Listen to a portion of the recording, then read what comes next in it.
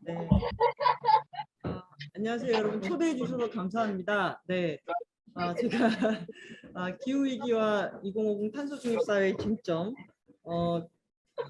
그 기후위기에 기본적으로 관심 많은 분들이 여기 이 현장에 오신 것 같고요. 그러면 최근에 기후위기 관련한 논의들이 아주 급변하게 진행되고 있는데, 관련해서 어떤 내용들이 국제적으로 논의가 되고 있는지, 그리고 또 한국 사회에서도 지난해 탄소중립위원회가 만들어져서 우리 한국 사회의 탄소중립 시나리오를 작성한 바 있습니다. 그래서 이 탄소중립 시나리오 작업을 어떻게 했는지, 그리고 새 정부가 들어서면서 이 기후 관련한 논의가 어떻게 가게 되는지에 대해서 좀 현재 현황과 쟁점 중심으로 여러분께 말씀드리도록 하겠습니다. 제가 준비한 자료를 보면서 이야기를 할게요.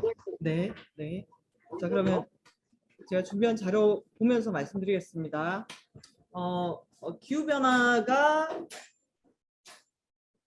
심하게 문제가 되면서 지구의 평균 기온이 계속 상승하고 있죠. 지구 평균 기온이 상승하면서 국내외적으로 이제 재난의 강도라든지 이런 것들이 높아지고, 그래서 우리 인간도 이 문제를 풀기 위해서 여러 노력들을 기울였습니다.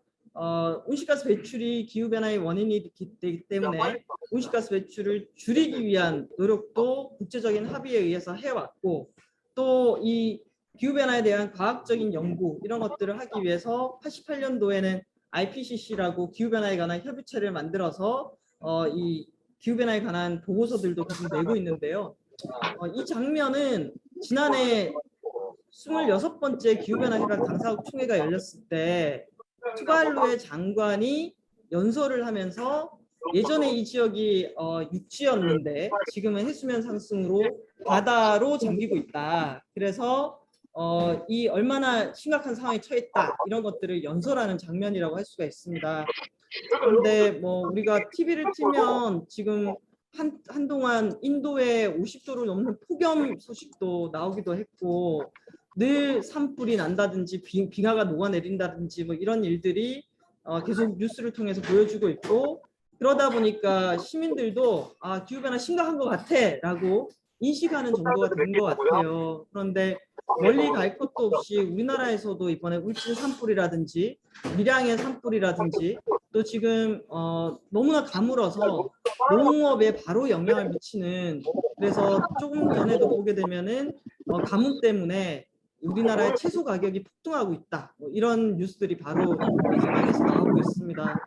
그래서 이번 산불, 잦아지는 산불, 이것도 기후변화의 영향이다라고 얘기를 하고 있는데, 여기 이렇게 또 보시면은 이렇게 산불 났을 때 완전히 집이 다 타버리게 됐을 때도 이 국가가 지원하는 금액이 한 1,600만 원 정도거든요. 우리가 기후변화가 발생했을 때 피해가 많이 늘어나고 있고, 거기에 대해서 적응 대책도 중요하고 감축 대책도 중요하다라고 얘기를 하는데, 실제 우리가 이런 일상으로 일어나게 되는 재난에 대해서 얼마만큼 잘 준비가 돼 있는가, 이런 것들도 같이 좀 봐야 되지 않을까 싶습니다.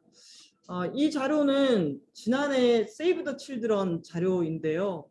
이 세이브 더 칠드런 자료를 보게 되면은 2020년도에 태어난 아이는 1960년생에 비해서 이제 평생 동안 산불이나 흉작이나 가뭄이나 홍수를 몇 배 단위로 더 많이 경험하게 된다라고 보여주는 이런 자료입니다.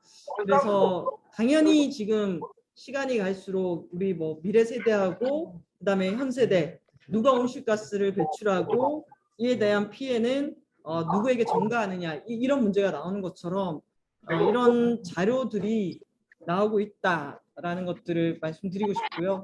그래서 기후변화 이미 관심 있고 행동하시는 분들이 모이셔가지고 다시 볼 필요는 없을 것 같지만, 그냥 IPCC에서는 기후변화를 이렇게 정의하고 있습니다. 인간에 의한 온실가스 배출로 지구 온난화가 진행되면서 기후 패턴이 크게 변하는 것.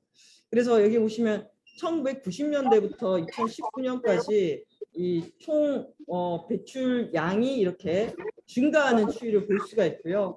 여기도 우리가 온실가스를 지금 유엔에서는 7가지 정도를 온실가스로 관리를 하고 있는데 주로 여기 보면은 여기 주황색으로 보이는 양이 쭉 늘어나는 이 포션을 보시게 될 텐데 이게 화석연료 연소로 인해서 배출되는 이산화탄소량을 보여주고 있습니다.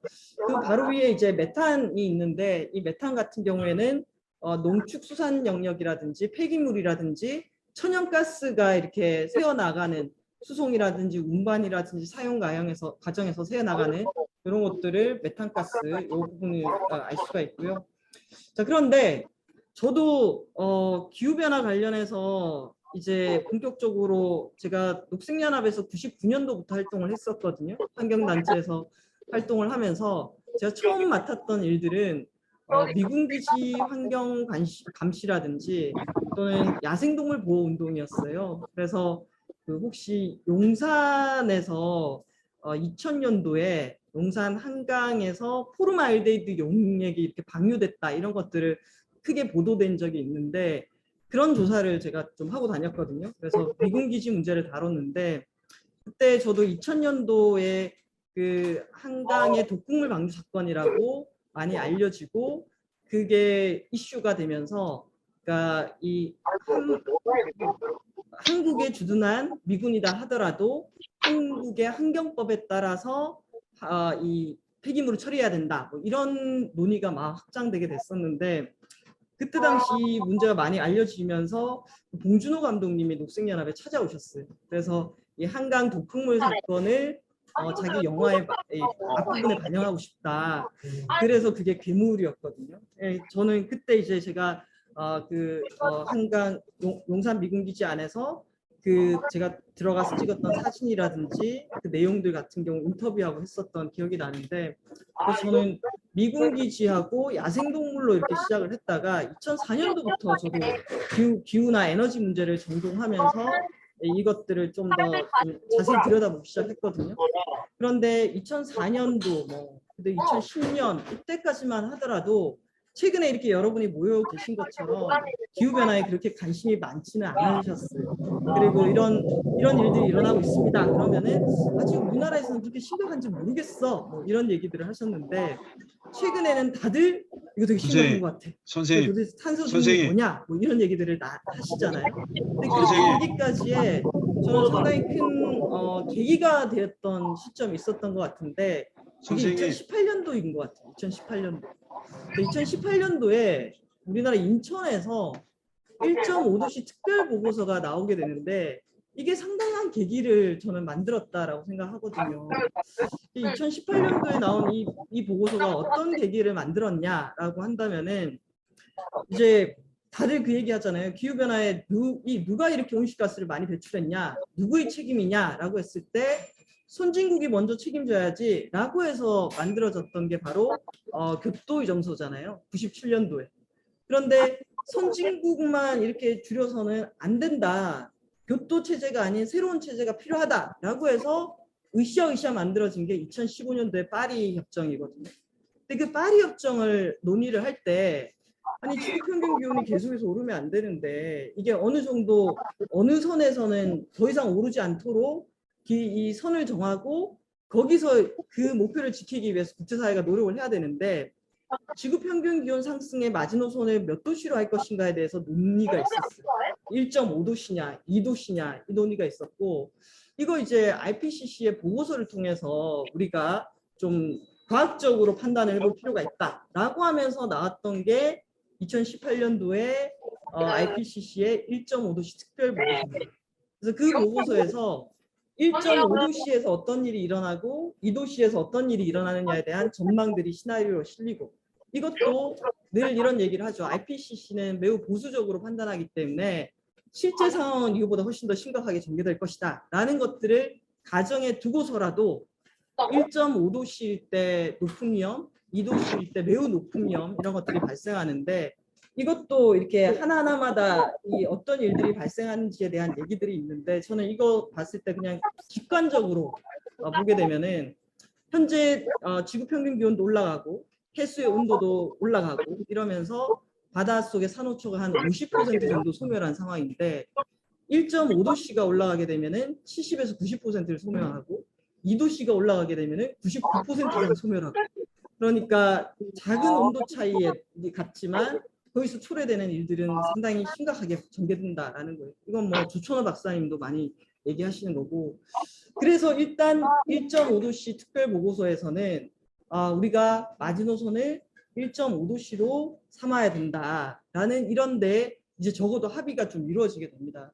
근데 그 보고서에서 이제 저는 보면서 이 보고서에서 되게 궁금하다. 1.5도씨가 딱 이 마지노선이다라고 얘기했을 때 한 두 가지 정도 예를 들면은 지금 이 속도대로 전개가 되면은 그 과학자들이 경고하고 있는 적어도 최소한의 이건 넘지 않아야 된다는 선인 1.5도씨를 넘게 되는 시점이 어느 정도가 될까?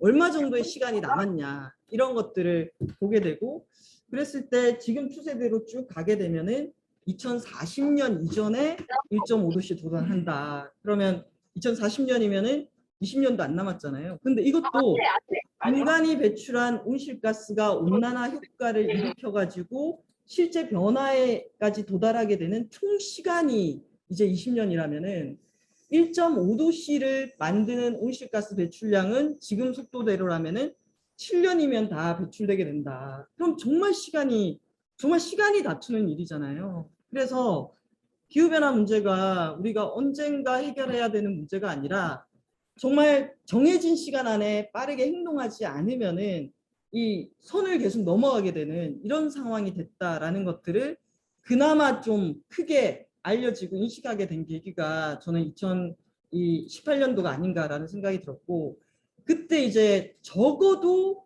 2050년 이전에 탄소 중립을 해야지 이 1.5도를 넘지 않을 가능성이 있다. 이것도 막 퍼센티지로 나옵니다. 그러면 66% 이렇게 퍼센티지로 나오는데 탄소 중립을 달성해야지 된다라고 했을 때 이 탄소 중립이 또 중요한 저는 키워드가 된다라고 생각을 하거든요.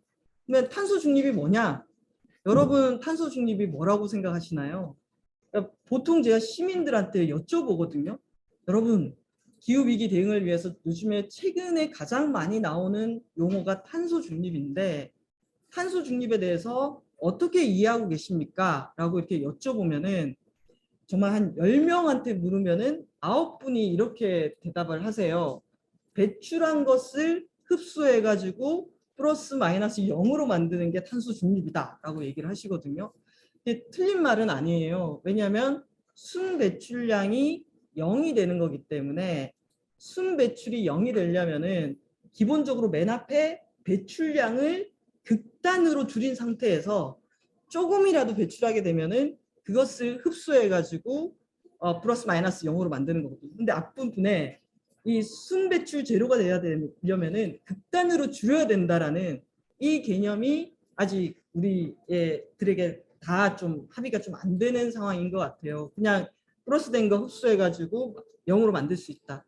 왜냐하면 배출한 것을 흡수해서 상쇄시키는 건 매우 어렵기 때문에 그리고 이 숲이 그걸 흡수해주는 역할을 하는데 그 양이 얼마 되지 않아요.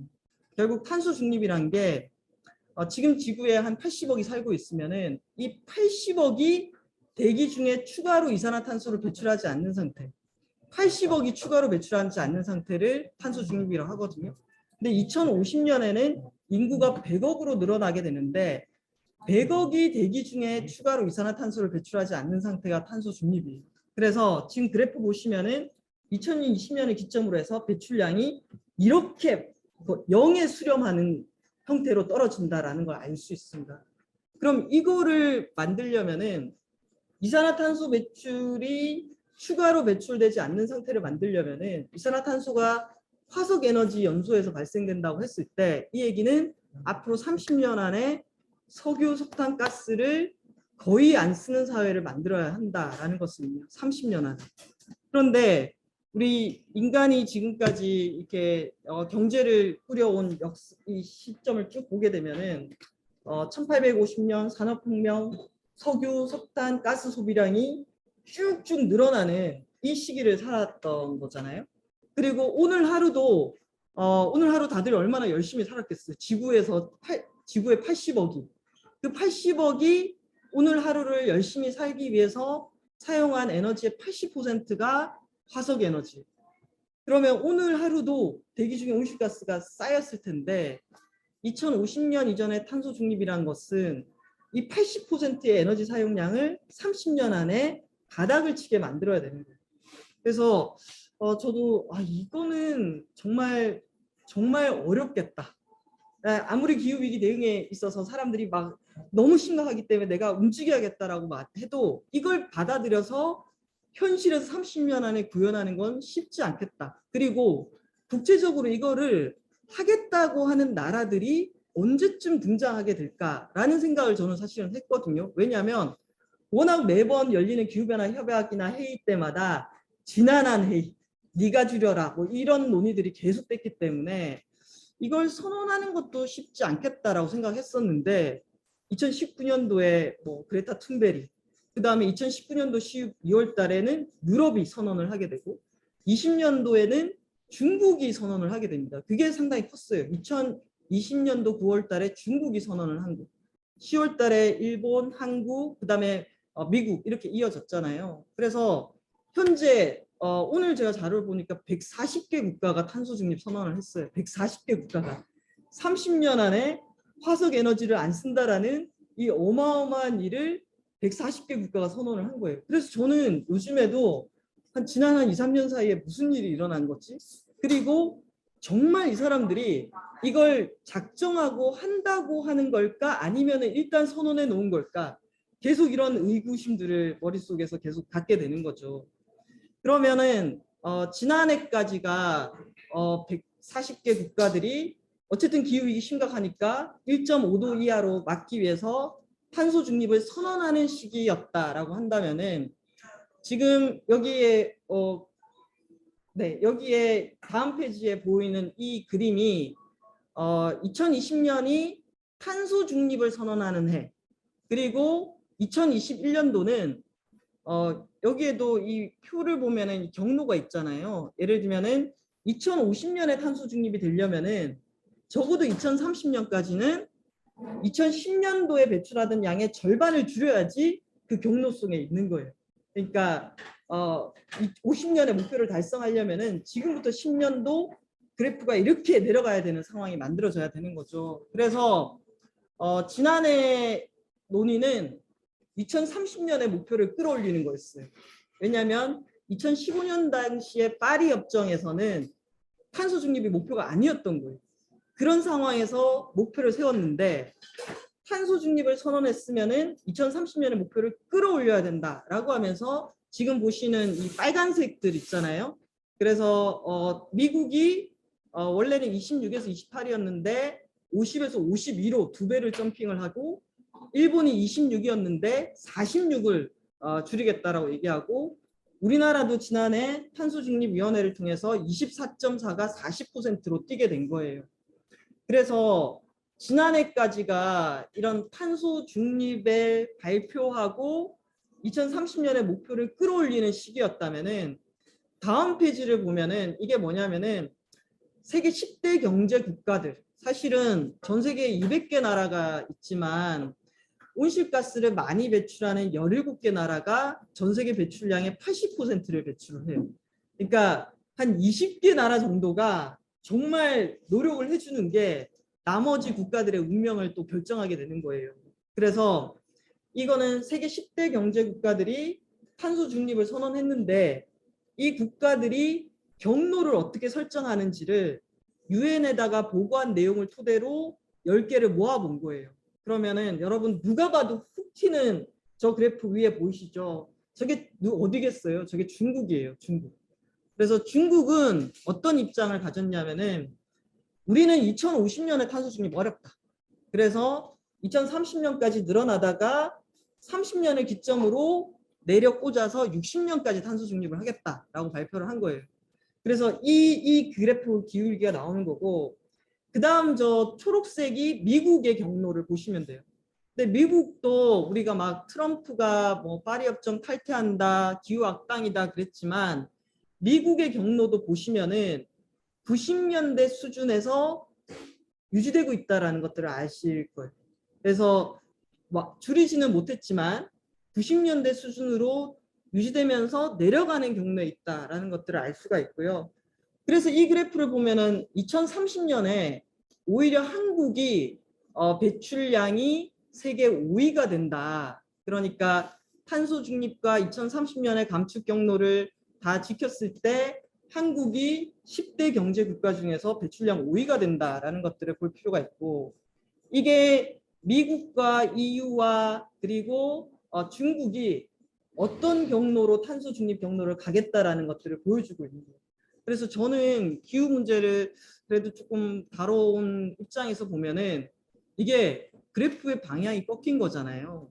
예를 들면 2015년도에 박근혜 정부 때 우리가 파리 협정에 따른 온실가스 감축 목표 얘기할 때 우리가 BAU라는 개념을 썼거든요. 배출 전망치 대비 얼마를 줄이겠다라고 얘기를 했었어요.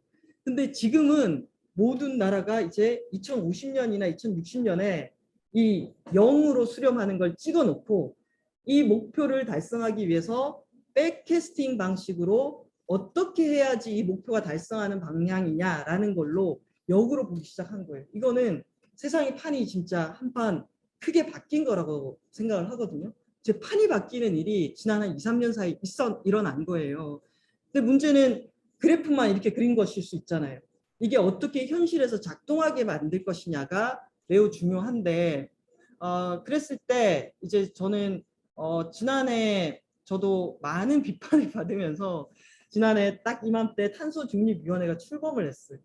그리고 그 탄소중립위원회에서 지금 한창 6월 달에 6, 7, 8, 9 해가지고 4개월 동안 우리가 뭘 하게 되냐면은 국제사회가 탄소중립을 2020년도에 선언하고 2021년도가 되니까 30년의 목표를 끌어올리라고 하고, 그런데 이 목표의 데드라인이 11월 달에 아까 그 투발루의 외무부 장관이 연설하는 그 시점까지 적어도 주요 국가들은 얼마를 더 줄일 것인지를 유엔에다가 보고해야 되는 상황이 된 거예요.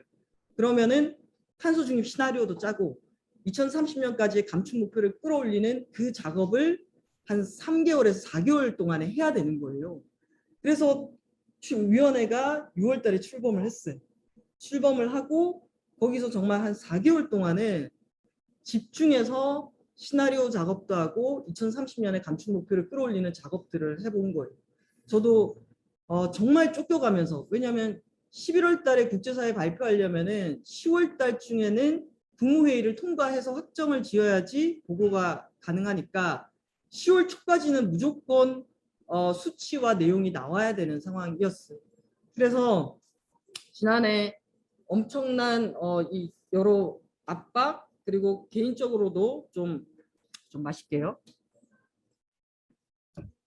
좀 여러 갈등? 정말 되게 힘든 한 4개월이었어요. 그 4개월을 보내면서 제가 이렇게 글로 정리해 본 거예요. 정말 작정하고 세계가 탄소 중립 사회로 간다 그러면은 어떤 일이 일어날까? 그거를 제가 5가지로 정리를 해봤는데요. 첫 번째는 정말 세계가 진지하게 탄소 중립 사회로 간다는 것은 온실가스 배출을 규제를 하겠죠. 그럼 온실가스 배출을 어떻게든 규제를 하려면은 누가 얼마나 배출하는지를 알아야지 거기에 따라서 비례성 있게 규제를 할 수가 있어요. 그러면 어떤 일이 되게 중요해질까요? 누가 얼마나 배출하는지를 알아야 돼. 근데 이 온실가스 배출량을 계산하는 거는 좀 쉽지는 않아요. 그래서 모든 경제 활동을 온실가스 배출량으로 환산해서 규제를 하거나 배출량을 많이 할 경우에는 거기에 따라서 경제적인 비용을 부과하게 될 것이다 라는 게 탄소 중립 사회의 중요한 첫 번째 변화. 그다음 두 번째는 제품을, 특히 우리가 산업이나 경제 활동, 기업 활동에서 배출량이 많아지잖아요. 그렇기 때문에 이 탄소 중립 사회가 된다는 거는 제품 생산 과정에서 온실가스 배출 비용을 부과하거나 배출한 것에 대해서 페널티를 매기거나 또는 온실가스 배출을 줄이기 위해서 자본을 투입하게 된다면은 그게 생산비에 반영이 되기 때문에 탄소 중립 사회는 물가 상승이 수반할 수밖에 없다라는 게 두 번째. 그다음 세 번째는 2050년까지 화석 에너지를 안 써야 되기 때문에, 그러면은 크게 에너지 시스템이 변하는 거예요. 그러면 실제로 석유, 석탄, 가스 같은 화석 에너지를 사용하는 생산과 관련된 일자리는 없어지는 거예요. 없어지거나 큰 충격이 발생할 수밖에 없는 거예요. 진짜 진지하게 온 세계가 탄소 중립 사회를 간다는 거예요. 대신에 에너지 시스템은 급격하게 변하겠죠. 왜냐하면 화석 에너지가 하던 일을 못해요. 그런데 우리는 전 세계 이 100억에 가까운 사람들이 기본적인 생산과 뭔가 활동을 하기 위해서는 에너지가 필요하게 되거든요. 그러면은 탈탄소화를 키워드로 한 에너지 시스템의 대전환이 일어나게 되는 거예요. 30년 안에. 어떻게 일어날지는 모르겠습니다. 그리고 지금까지 한 제가 4개 정도로 얘기했다면은 재난이 발생하면은 규제는 강화가 돼요. 재난이 발생하면. 근데 지금 앞으로 재난의 강도가 약해지겠어요? 강해질 수밖에 없겠죠. 그래서 기후 규제는 더욱더 강화가 될 거예요. 그런데 이 앞에 이 하나, 둘, 셋, 넷, 5가지가 실제 경제에서 발생한다고 했을 때는 이것을 준비하거나 대응하는 데는 엄청난 노력과 돈이 필요해요. 예를 들면 아까 제가 산불 때문에 피해받은 사람들 구제하거나 지원하거나 하려면은 적응 정책을 하는데도 돈이 필요하고 사회가 급격하게 에너지 시스템을 전환하거나 감축을 하는 데 있어서도 자본이 투입이 돼야 되는 거잖아요. 그런데 자원은 한정돼 있어요. 그럼 이 한정된 자원을 누구를 위해서 어떻게 쓸 것인가에 대한 배분, 우선순위 문제가 사회적으로 되게 발생할 거라는 거예요. 그래서 저도 이런 6가지가 앞으로 아주 급격하게 일어나지 않을까라고 생각을 한 거고 실제 그러면은 주요 국가들이 탄소 중립을 선언했잖아요. 선언하고 난 다음에 어떻게 각국이 플레이를 하고 움직이고 있는가를 보게 되면은 여기 지금 제가 보여드리는 게 중국의 2060 탄소 중립 시나리오예요. 그래서 여기도 시나리오를 보게 되면은 중국도 그래프가 어떻게 되고 있어요. 이렇게 내려가잖아요. 그래서 산업, 농업, 그다음에 수송, 그리고 전력 분야에서 어떻게 탄소에 대한 의존도를 줄일 것인가에 대한 이런 시나리오들을 짜고 있고 그런데 중국은 누구나 알듯이 전 세계 배출 넘버 1이잖아요. 그래서 세계적으로도 너네가 배출량이 많잖아라고 아무리 예를 들면 선진국의 책임이 있다 하더라도 이제 중국의 총량에 대한 책임도 회피할 수 없는 상황이 오게 된 거예요. 그리고 중국 안에서도 미세먼지라든지 환경 문제라든지 이런 것들이 강하게 제기되고 있고 그래서 중국도 결국은 이제는 중국이 계속해서 개도국의 얘기만을 입장을 가질 수는 없다. 그리고 실제로 여기도 나와 있지만 태양광 모듈의 72%라든지 이런 재생 가능 에너지 기반한 산업이라든지 전기차 시장에서도 이미 중국이 역할을 하고 있는 것들이 있는 거예요. 그래서 중국도 빠른 속도로 이 탄소 중립의 체제를 갖춰가고 있다라고 생각을 합니다. 그래서 이 자료는 뭐냐면은 국제에너지기구에 들어가게 되면은 에너지 차원에 대해서 중국에 대한 데이터가 나오게 되는데 중국은 에너지 정책이 이제 전기, 천연가스, 청정, 디지털, 고효율 중심으로 전환하고 있다.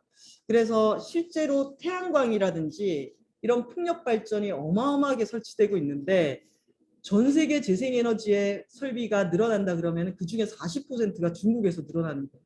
그래서 중국이 상당히 빠른 속도로 에너지 전환이 진행이 되고 있는데 이 자료를 보게 되면은 2010년부터 그리고 최근에 이제 2020년까지 중국도 전력을 생산하잖아요.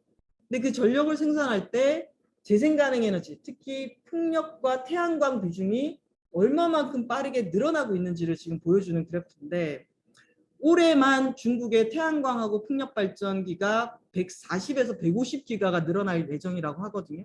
1기가가 이제 통상 원전 하나라고 치면은 중국에서 얼마나 많은 양의 태양광과 풍력 발전기가 늘어나는지를 알 수가 있어요.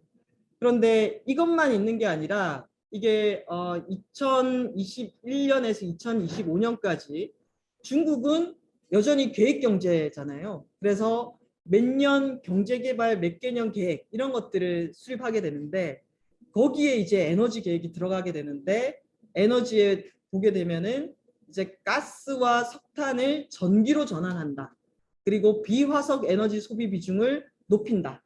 이 재생에너지가 이렇게 많아지게 되면은 이것을 감당할 수 있는 전력망을 구축한다. 이런 것들을 인프라를 투자해서 실제 하나하나씩 만들어가고 있어요. 그래서 지난해 이제 중국의 에너지 가격 개혁에 대한 고시가 만들어졌고, 이런 에너지 가격 개혁의 핵심은 재생 가능 에너지 기반의 전력 시스템을 구축하기에 유리한 방향으로 전기 요금 제도를 개혁을 했어요.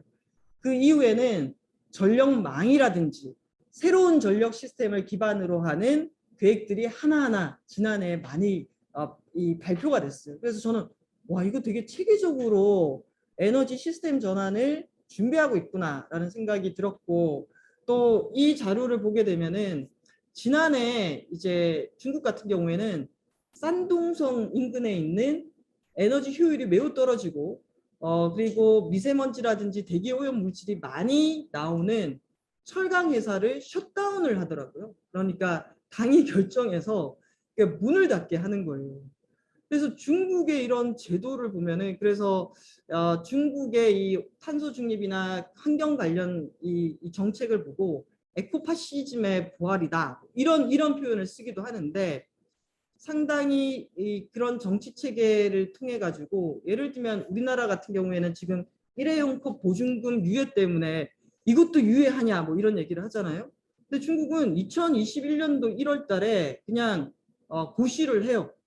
어떤 플라스틱 비닐봉지는 못 쓴. 근데 이 못 쓰는 게 유예 기간을 두는 게 아니라 봉지한 날로부터 못 쓰게 되는 거더라고요. 그래서 하여튼 중국은 이렇게 가고 있다라는 얘기를 좀 드리고 싶었던 거고, 유럽 같은 경우에는 이제 유럽은 교토 체제부터 줄여온 경험들이 있는 거잖아요. 유럽은 90년대 수준에서 한 20% 이상을 줄였거든요. 그러면은 이 교토 체제부터 했기 때문에 이 사회가 한 20, 30년은 온실가스를 줄일 수 있는 제도를 구축한 사회라고 할 수가 있어요. 그러다 보니까 탄소 국경 조정제, 그러니까 유럽에 있는 철강 기업이라든지 이런 기업들이 아니 왜 우리는 온실가스 감축에 대한 규제와 비용을 들이면서 철강을 생산하는데 중국산, 한국산 철강이 유럽으로 들어올 때는 걔들은 우리만큼 안 한다. 왜 우리만 비용을 지불해야 되지?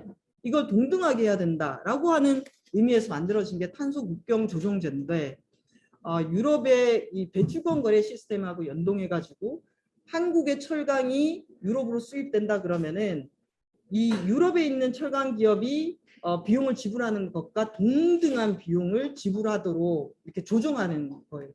근데 이 제도를 원래는 2026년부터 하기로 했었는데 이게 2025년도로 당겨져서 시행하기로 했는데, 이것도 특이한 점이에요.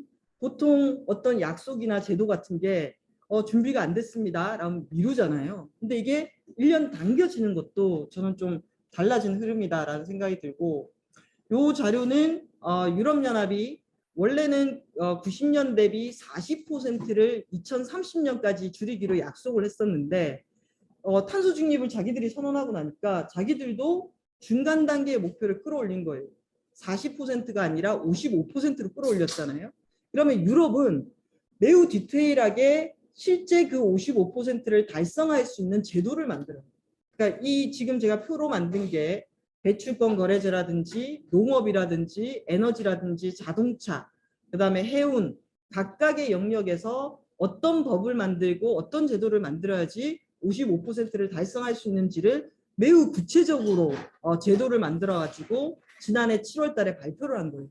그래서 이 발표 속에 뭐가 들어가 있냐면은 유럽에서는 2035년도부터는 배출 제로인 차량만 판매를 할 수 있는 거예요. 35년도부터. 배출 제로인 차량만 판매할 수 있다는 거는 이거는 내연기관 판매 금지하고 똑같은 일. 그럼 35년도부터는 유럽에서는 전기차하고 수소차만 팔 수 있게 된다는 거기 때문에, 이렇게 유럽이 제도를 세팅하게 되면은 한국 내에서는 우리가 내연기관 판매 금지 연도 아직 우리 논의 안 되고 있잖아요. 그러니까 예를 들면 윤 정부에서 이제 35년을 공약으로 들고 나온 적이 있지만 국내에서는 이게 진지하게 논의된 적이 없단 말이에요. 근데 유럽이 이걸 35년으로 설정하게 되면은 한국의 기업들은 유럽의 이 연도를 고려할 수밖에 없죠. 고려할 수밖에 없죠. 그래서 우리나라에 있는 기업들도 2035년도부터 유럽에는 내연기관 차량 못 파는구나. 여기에 맞춰가지고 우리나라의 전기차 전환 속도들도 빨라지겠죠. 그래서 이런 변화들이 일어나고 있는 거고, 미국은 바이든 정부가 기후위기 대응 탄소 중립을 일자리 정책이랑 연결을 시켜요.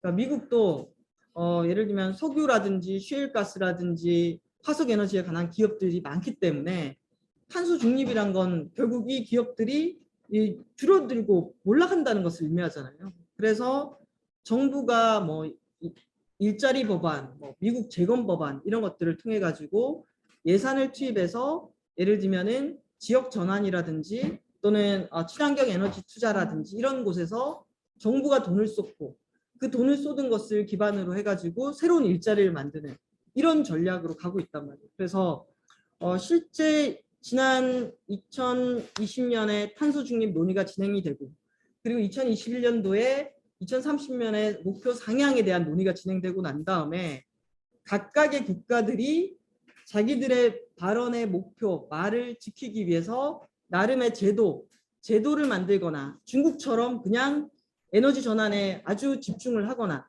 또는 유럽처럼 아주 디테일하게 법과 제도를 만들거나 미국처럼 예산을 대규모로 만들어서 돈을 쏟아붓거나 이런 방식으로 작동이 되고 있다라는 얘기들을 저는 조금 드리고 싶었던 거고 또 동시에 이게 국가 단위의 변화라면은 오늘 제가 오기 전에 좀 더 자료를 보고 말씀을 드리려고 했던 게 국가 단위만이 아니라 기업들도 탄소 중립 결국 탄소 중립을 선언한 국가 안에서 경제 활동을 하는 거기 때문에 이 얘기는 기업들도 온실가스 배출을 줄여야 된다라는 압박을 받게 되는 거예요. 그랬을 때 이 기업 활동을 규제하기 위한 흐름도 한편으로 존재하고 실제로 카트리나 혹시 기억나시지? 허리케인 카트리나 미국에 왔을 때 그때 보험회사 몇 개가 망한 거예요. 그러니까 기후 재난의 강도가 너무 커지니까 보험으로 커버할 수 있는 액수를 넘어서기 시작한 거죠. 그래서 카트리나를 계기로 보험회사라든지 금융회사들이 자기들의 이 투자에 대한 리스크로 기후변화에 대한 리스크들을 살펴보기 시작한 거예요. 한 축으로는 예를 들면은 텍사스에 한파가 발생해서 정전이 났는데 반도체 공장이 6개월 동안 가동을 못했다라든지 이 자기가 돈을 가지고 투자를 해서 방콕 인근에다가 공장을 지었는데 방콕 대홍수 때문에 그 공장을 홀라당 날렸다라든지 산불 나가지고 다 타버렸다라든지 이런 물리적인 재난이 투자자들에게 또는 이 연기금을 운영하는 사람들에게 실제로 손실을 가져다 오기 시작하니까 한 2017년도 그때부터 시작해가지고 기업들로 하여금 온실가스 감축의 의무를 지우는 측면 하나 또 실제 투자자들 입장에서도 이 기업들이 얼마나 기후 위기에 대한 물리적 위험이라든지 또는 온실가스 감축에 대한 리스크를 잘 대비하는지 알기 위해서라도 기업들로 하여금 기후변화에 관한 정보를 공개하도록 할 필요성이 느껴지게 된 거예요. 그래서 그전에도 기후변화 기업들에 대해서는 너네 환경 지켜 이렇게 얘기하면서 지속가능 발전 보고서를 낸다게 한다거나 또는 사회 책임 투자에 대해서 의무를 지운다거나 이런 것들이 있었는데 최근에는 기업들로 하여금 기후변화에 대한 책임 이런 것들을 요구하는 흐름들이 좀 많이 만들어지기 시작했어요. 그래서 최근에 좀 많이 얘기되고 있는 게 요 내용이 앞에 보시게 되면은 이제 금융안전위원회가 한 2017년도부터 기업들로 하여금 기후변화에 대해서 얼마만큼 대응하고 있는가에 대한 정보를 공개하도록 하는 흐름이 만들어졌어요.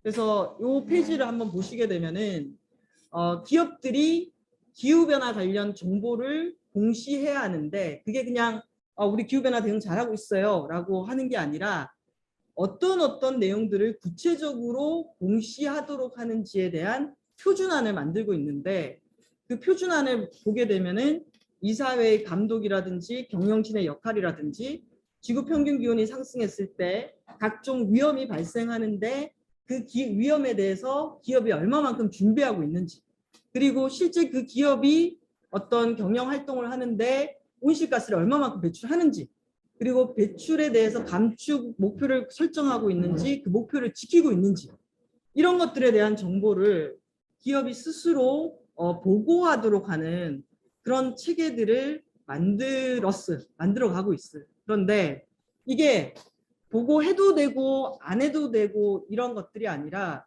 점점 의무화되고 있다라는 게 최근의 특징이라고 할 수가 있습니다. 특히 요게 상당히 큰 계기가 됐는데요.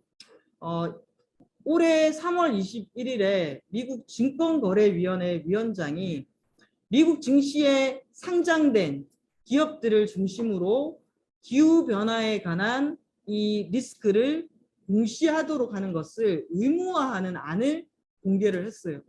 그러면 미국 증시에 상장된 기업이 얼마나 많겠어요? 그럼 그 기업들이 앞에서 제가 보여드렸던 이 보고서를 작성을 해야 되는 거예요. 그러면은 위험에 대해서 얼마만큼 대비하고 있는지, 그리고 실제 배출량은 얼마인지, 배출을 줄이기 위해서 어떤 노력을 하고 있는지, 이런 것들을 오픈을 해야 되는 거예요. 그런데 여기서 아주 크게 쟁점이 됐던 게, 여기 오른쪽에 보면은 우리나라 코트라에서 이런 보고서를 지난해 9월 달에 발간을 하게 됩니다. 내용이 뭐냐면은 올해 말에 미국 증권거래위원회가 기후변화 리스크에 대한 기업의 공시를 의무화할 예정이다. 그런데 기업의 온실가스 배출 범위를 스콥 3까지 확대할 예정이다 라고 얘기가 나온 거예요. 여기서 스콥 3라는 게 매우 중요하게 역할을 하게 되는데, 이 스콥 3가 들어가느냐 안 들어가느냐에 따라서 한국의 기업들도 긴장할 수밖에 없는 상황이 벌어지는 거예요. 그럼 여기서 스콥 3는 뭐냐라고 했을 때 기업이 기후변화에 대해서 이제 책임진다고 했을 때 여기 보면은 스콥 1, 2라고 했을 때 제품 제조가 있거든요. 자, 제품 제조라는 거는 예를 들면 제가 이 물건 하나를 생산하는 기업이란 말이에요. 이 물건을 생산하는 과정에서 제가 석유를 쓴 거예요. 그럼 석유를 태워요. 그럼 CO2가 배출됐겠죠? 이거는 직접 배출량. 그런데 이 물건을 쓰는 과정에서 제가 에너지원으로 전기도 쓴 거예요. 그럼 이 전기를 만드는 과정에서 석탄 발전이 어느 정도 포함되는가에 따라서 간접적으로 또 배출을 하게 됩니다.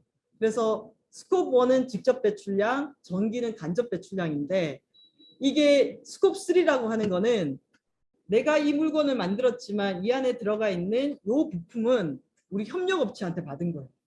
그러면은 이 협력업체가 여기 들어가는 부품을 만드는 과정에서 생산한 게 바로 스콥 3에 들어가는 거예요. 그래서 원부자재라든지 부품이라든지 이런 것들을 생산하는 과정에서 배출한 양, 그리고 또 스콥 3는 요 뒷부분도 있는 거예요. 내가 생산한 물건을 수송하고 사용하고 폐기하는 전 과정에서 배출한 양. 그럼 이 스콥 3까지 간다는 거는 그냥 직접 배출량, 간접 배출량이 아니라 앞, 뒤 단위를 다 포괄해야 된다는 것을 의미하거든요. 그러면 이제 스콥 3까지 하게 된다라고 하면은 미국 증시에 상장된 한국 기업과 거래하는 한국 기업이 부품을 납품하는 과정에서 배출한 양을 계산해서 연동시켜야 된다라는 것을 의미해요. 줄줄이 공급망이 같이 연결된다라는 것을 의미하거든요. 그래서 요 스콥 3의 범위를 여기 보면은 원부자재나 서비스 구매, 그리고 그 기업에 다니는 사람이 출장 가면서 또는 통근하면서 배출한 양, 심지어 판매한 제품이 폐기되는 단계에서도 배출한 양, 이걸 다 스콥 3라고 하거든요. 이거 계산하는 것 자체도 어마어마한 일이 아니겠습니까? 근데 이게 3월 21일에 발표되고 난 다음에 일파만파를 일으킨 상황이죠. 그래서 저도 찾아봤어요. 미국 증시에 상장된 한국 기업들은 바로 이 보고서를 써야 되는 압박을 받게 될 텐데 어떤 기업들이 상장돼 있냐라고 보시면은 포스코, 한전, SK, KT금융, 신한금융, 우리금융 이런 데가 다 상장되어 있어요. 그러면 이 그룹들은 이제 여기 보면은 그 기업의 규모라든지 이런 것들에 따라서 분류하고 왼쪽에 보면은 일정이 있어요. 그 보고서를 작성해야 되는 일정 이런 것들이 있는 거죠. 그래서 이게 이제 신호를 가게 된 거고 그래서 저도 그러면 신한금융이라든지 금융 쪽은 이 금융기관은 이 TCFD 보고서를 어디까지 어떻게 쓰는가 또 궁금했고 우리나라에 그러면 이 TCFD 보고서를 쓴 기업이 있냐라는 것도 궁금하고 그래서 찾아보게 되면은 올 3월 달에 우리나라에서는 금융기관 중에서 신한금융이 처음으로 TCFD 보고서를 쓰게 됩니다.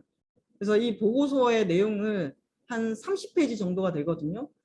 이걸 한번 쭉 읽어보시면은 기업이 이 여기서 말하는 이 금융 파트 그리고 기업이 기후변화에 대한 책임을 지는 데 있어서 어디까지 얼마만큼 공시하고 있는지를 한번 쭉 훑어보실 수가 있어요. 저도 이거 쭉 보면서 여기 보니까 이행 리스크에서 정책, 기술, 시장, 평판 이런 것들을 보고 물리적인 리스크라든지 이런 것들을 보는구나 라는 게 돼 있고 그 다음 페이지 보게 되면은 이 금융기업들은 뭔가 물건이 없잖아요. 물건을 만드는 과정에서 배출되는 건 적을 거 아니에요. 그러면은 금융기업들은 뭘 보냐면은 이 금융기관이 투자한 자산의 배출량 이런 것들을 보게 되는 거예요. 그래서 여기 보시면은 내부의 탄소 배출량 스콥 1, 2가 있고 또 옆에 어떤 내용이 있냐면은 그걸 앞으로 어떻게 줄이겠다라는 경로가 나오잖아요. 보면은 2030년에 42% 줄이겠다. 그리고 2040년에 84% 줄이겠다. 이게 목표치가 나온 거예요. 그리고 다음 페이지를 보게 되면은 이 금융 그룹이기 때문에 그룹 자산의 포트폴리오를 통해서 배출되는 양이 나오게 돼요. 그리고 산업 부분하고 자산의 탄소 집약도가 나오게 되는데 이 집약도를 보게 되면은 발전 부분, 철강, 시멘트, 화학, 폐지, 알루미늄, 운송, 기타 산업 돼 있어가지고 신한금융이 어디에 얼마만큼을 투자하게 되고 그 비중이 어떻게 되는지를 이렇게 이 수치로 배출 집약도를 계산해가지고 쭉 나와 있더라고요. 그리고 이걸 앞으로 어떻게 줄여가겠다라는 경로가 목표로 나와 있는 거거든요. 그러면은 요 뒷페이지를 보게 되면은 이제 발전 부분에 1.5도씨 경로에 있어서 어떻게 줄여야 되는 게 나오고 그다음에 요 초록색을 보시면은 현재 신한이 발전 부분에 얼마만큼 투자하고 있는지가 나와요. 그런데 이 목표를 지키기 위해서는 발전 부분의 투자량을 어떻게 줄여가겠다라는 이 경로를 보여주고 있는 거거든요. 그래서 저는 이런 것들이 그나마 기업들로 하여금 온실가스 배출에 대한 책임을 지우게 하고 돈이 온실가스를 많이 배출하는 산업이 아닌 다른 영역으로 방향을 전환하는데 나름의 제도적인 역할을 한다고 생각해요. 근데 또 한편으로 이런 생각이 드는 거죠. 아니 이 보고서를 냈으면은 이걸 실제로 지키는지 안 지키는지 그리고 우리 이사회를 만들어서 관리 감독하고 있다라고 했는데 이게 실제 작동하는지 안 하는지 이게 그냥 보고서만 내고 끝나는 것은 아닌지 이건 누가 어떻게 감시할 수 있는 거냐라는 이런 질문들이 들기 시작한 거고 그랬을 때 요 사이트는 뭐냐면은 우리나라에서도 기후 운동하는 그룹들이 매우 다양해졌어요. 다양해져서 기후 솔루션이라는 곳은 이렇게 파이낸스가 기후위기 대응을 위해서 어떤 일을 해야 하는가를 전문으로 하는 사이트를 만들어 놓고 여기 보면 우리나라의 금융기관들 리스트가 나오잖아요. 한국투자증권, 그 다음에 기술보증기금, 뭐 신한은행, 국민은행 이런 것들을 다 두고 여기에 탈석탄 했는지, 신규 석탄 발전 투자는 금지했는지, 석탄 관련 산업은 중단했는지 이런 것들을 계속 체크하면서 자료를 업데이트하고 있단 말이에요. 그래서 여기 보면은 한투는 탈석탄 선언을 했는데 신규 석탄 발전 투자 중단은 안 했고 석탄 관련 산업 투자도 안 했고 이렇게 금융과 돈의 흐름을 감시하는 시민단체, 시민그룹도 있다라는 게 하나가 있고요. 다음 두 번째는 최근에 금융기관들 안에서도 기업들의 그린워싱을 감시해야 된다. 그래서 여기 보면은 아까 기업들이 보고서를 썼는데 그 보고서를 봤더니 사실은 ESG가 아닌데 마치 ESG인 것처럼 보고한 거 있다. 그럼 이게 이제 제소가 들어가는 거예요. 소송이 시작되고. 그래서 최근에도 이제 이 금융 쪽에 계시는 변호사들 모여가지고 스터디도 하고 공부도 하는데 그 나름의 TCFD 기업들로 하여금 배출량을 공개하도록 하고 실제 자산이 그렇게 투자되지 않도록 유인하고 하는데 이 보고서가 거짓이었을 때 이거에 대한 페널티를 어떻게 줄 거냐. 그리고 금융 차원에서도 그린워싱을 어떻게 잡아내서 실제로 하는 곳과 안 하는 곳들을 차별화할 것이냐. 이런 논의들도 동시에 좀 진행되고 있다라는 얘기를 드리고 싶습니다. 그래서 이제 앞부분에 제가 전반적으로 요즘에 주요한 국가들이 탄소 중립 선언 이후에 어떤 제도적인 변화가 있는지를 좀 말씀을 드렸는데 저는 앞으로 한 10년 사이에 이렇게 전개가 될 것 같거든요. 일단은 재난이 상당히 강도가 더 세지겠죠. 재난이 강도가 세지겠죠. 그리고 또 국제사회가 서로 다 거짓말을 한 게 아니라면은 2030년의 감축 목표를 약속한 게 있어요. 우리도 2030년까지 40% 줄여야 되잖아요. 이게 지금 제대로 줄이고 있지 않잖아요. 근데 이제 서로가 이 목표를 달성하고 있는지 안 하는지를 검증하는 체계가 굴러가게 될 거예요. 그리고 또 한 축으로는 아까 국가 목표 안에 들어가 있는 기업 활동 그리고 실제로는 전 세계 100대 기업이 배출량이 우리 전 세계 배출량이 한 70% 정도를 차지하고 있거든요. 그러니까 그만큼의 산업 활동이 기후 변화에 미치는 영향이 크기 때문에 산업 활동을 규제하기 위한 여러 가지 제도들이 실제로 작동할 거예요. 방금 제가 말씀드렸던 TCFD 같은 것도 있고 ESG를 연동하는 것도 있고 아리백 같은 것들도 있고 그래서 기후재난, 가까이 국가들의 30년 감축 목표 그리고 기업들을 규제하기 위한 노력 이런 것들이 같이 톱니바퀴를 굴리면서 작동하게 될 거다. 그런데 또 한편으로는 인간은 항상 현상을 유지하고 싶은 관성 같은 게 있는 거예요. 아, 지금도 괜찮아. 그 어려운 일이야. 뭐 이런 관성이 브레이크를 계속 걸려고 할 거고 이런 것들이 매우 역동적으로 빠르게 변하는 사회가 될 것이다 라고 생각을 해요. 그래서 이런 배경 하에서 우리나라의 탄소 중립 시나리오를 좀 보게 되면은 이 표는 한번 자세히 좀 봐주시면은 1990년대부터 실제 우리나라 배출량이 어떤 경로를 보이는지를 지금 쭉 보여주고 있거든요. 근데 여기 딱 보면은 98년도, 99년도 보면은 배출량이 훅 떨어지잖아요. 이때가 여기 계시는 분들은 다 겪었을 만한 아닌 분도 있을 것 같네요. 네, 이 IMF 때예요. IMF 때 배출량이 훅 떨어졌죠.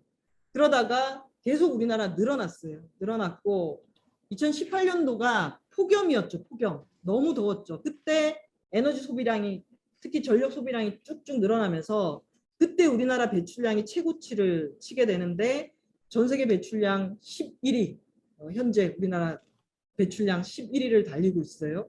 근데 그 중에서 어느 분야에서 제일 많이 배출되느냐 87%가 에너지입니다. 87%가. 그래서 석유, 석탄, 가스가 중심인데 이 석유, 석탄, 가스는 다 쓰잖아요. 산업에서 제일 많이 쓸 거예요. 건물 냉난방 하면서 많이 쓸 거예요. 우리나라에 있는 2,500만 대의 차량에 석유 많이 들어갈 거고 그리고 농기계부터 시작해서 비닐하우스 가온까지 이 87%가 우리나라 5천만 명의 경제 활동과 연결되어 있는 수치라고 보시면 돼요. 자, 그러면서 여기 0 아래로 보이는 파란색 보이시죠? 이게 흡수량이에요. 우리나라의 산림 흡수량. 자, 그래서 2050년도에 우리가 탄소 중립을 한다는 거는 나무가 흡수할 수 있는 만큼만 배출할 수 있는 거예요. 근데 지금 보면은 흡수량이 얼마 안 되는 거잖아요. 2050년도에 탄소 중립이란 거는 우리나라의 숲이 흡수할 수 있는 만큼만 배출할 수 있어요. 이게 지금 현재로서는 확실한 거. 근데 만약 여기에 탄소 포집 저장 기술이 들어온다. 그럼 요만큼 흡수할 수 있는데 여기에 탄소 포집 저장 기술이 이만큼 들어올 수 있다라고 하면은 거기서 조금 더 배출할 수 있는 여유가 생기는 거죠. 근데 현재 상황으로 보면은 우리나라의 산림 흡수량이 4천만 톤 정도가 되거든요. 근데 2018년도에 우리가 7억 2,800만 톤을 배출했어요. 그러면 현재 기술로서 우리가 탄소 중립한다는 거는 4천만 톤을 흡수할 수 있으니까 7억 2,800만 톤을 4천만 톤 수준으로 줄여야지 탄소 중립이 되는 거예요. 이게 어떤 이렇게 감이 오시죠. 그래서 정말 어려운, 진짜 어려운 탄소 중립이다. 그리고 시간은 28년밖에 남지 않았다. 그래서 저도 환경부에 이런 얘기 되게 많이 하거든요.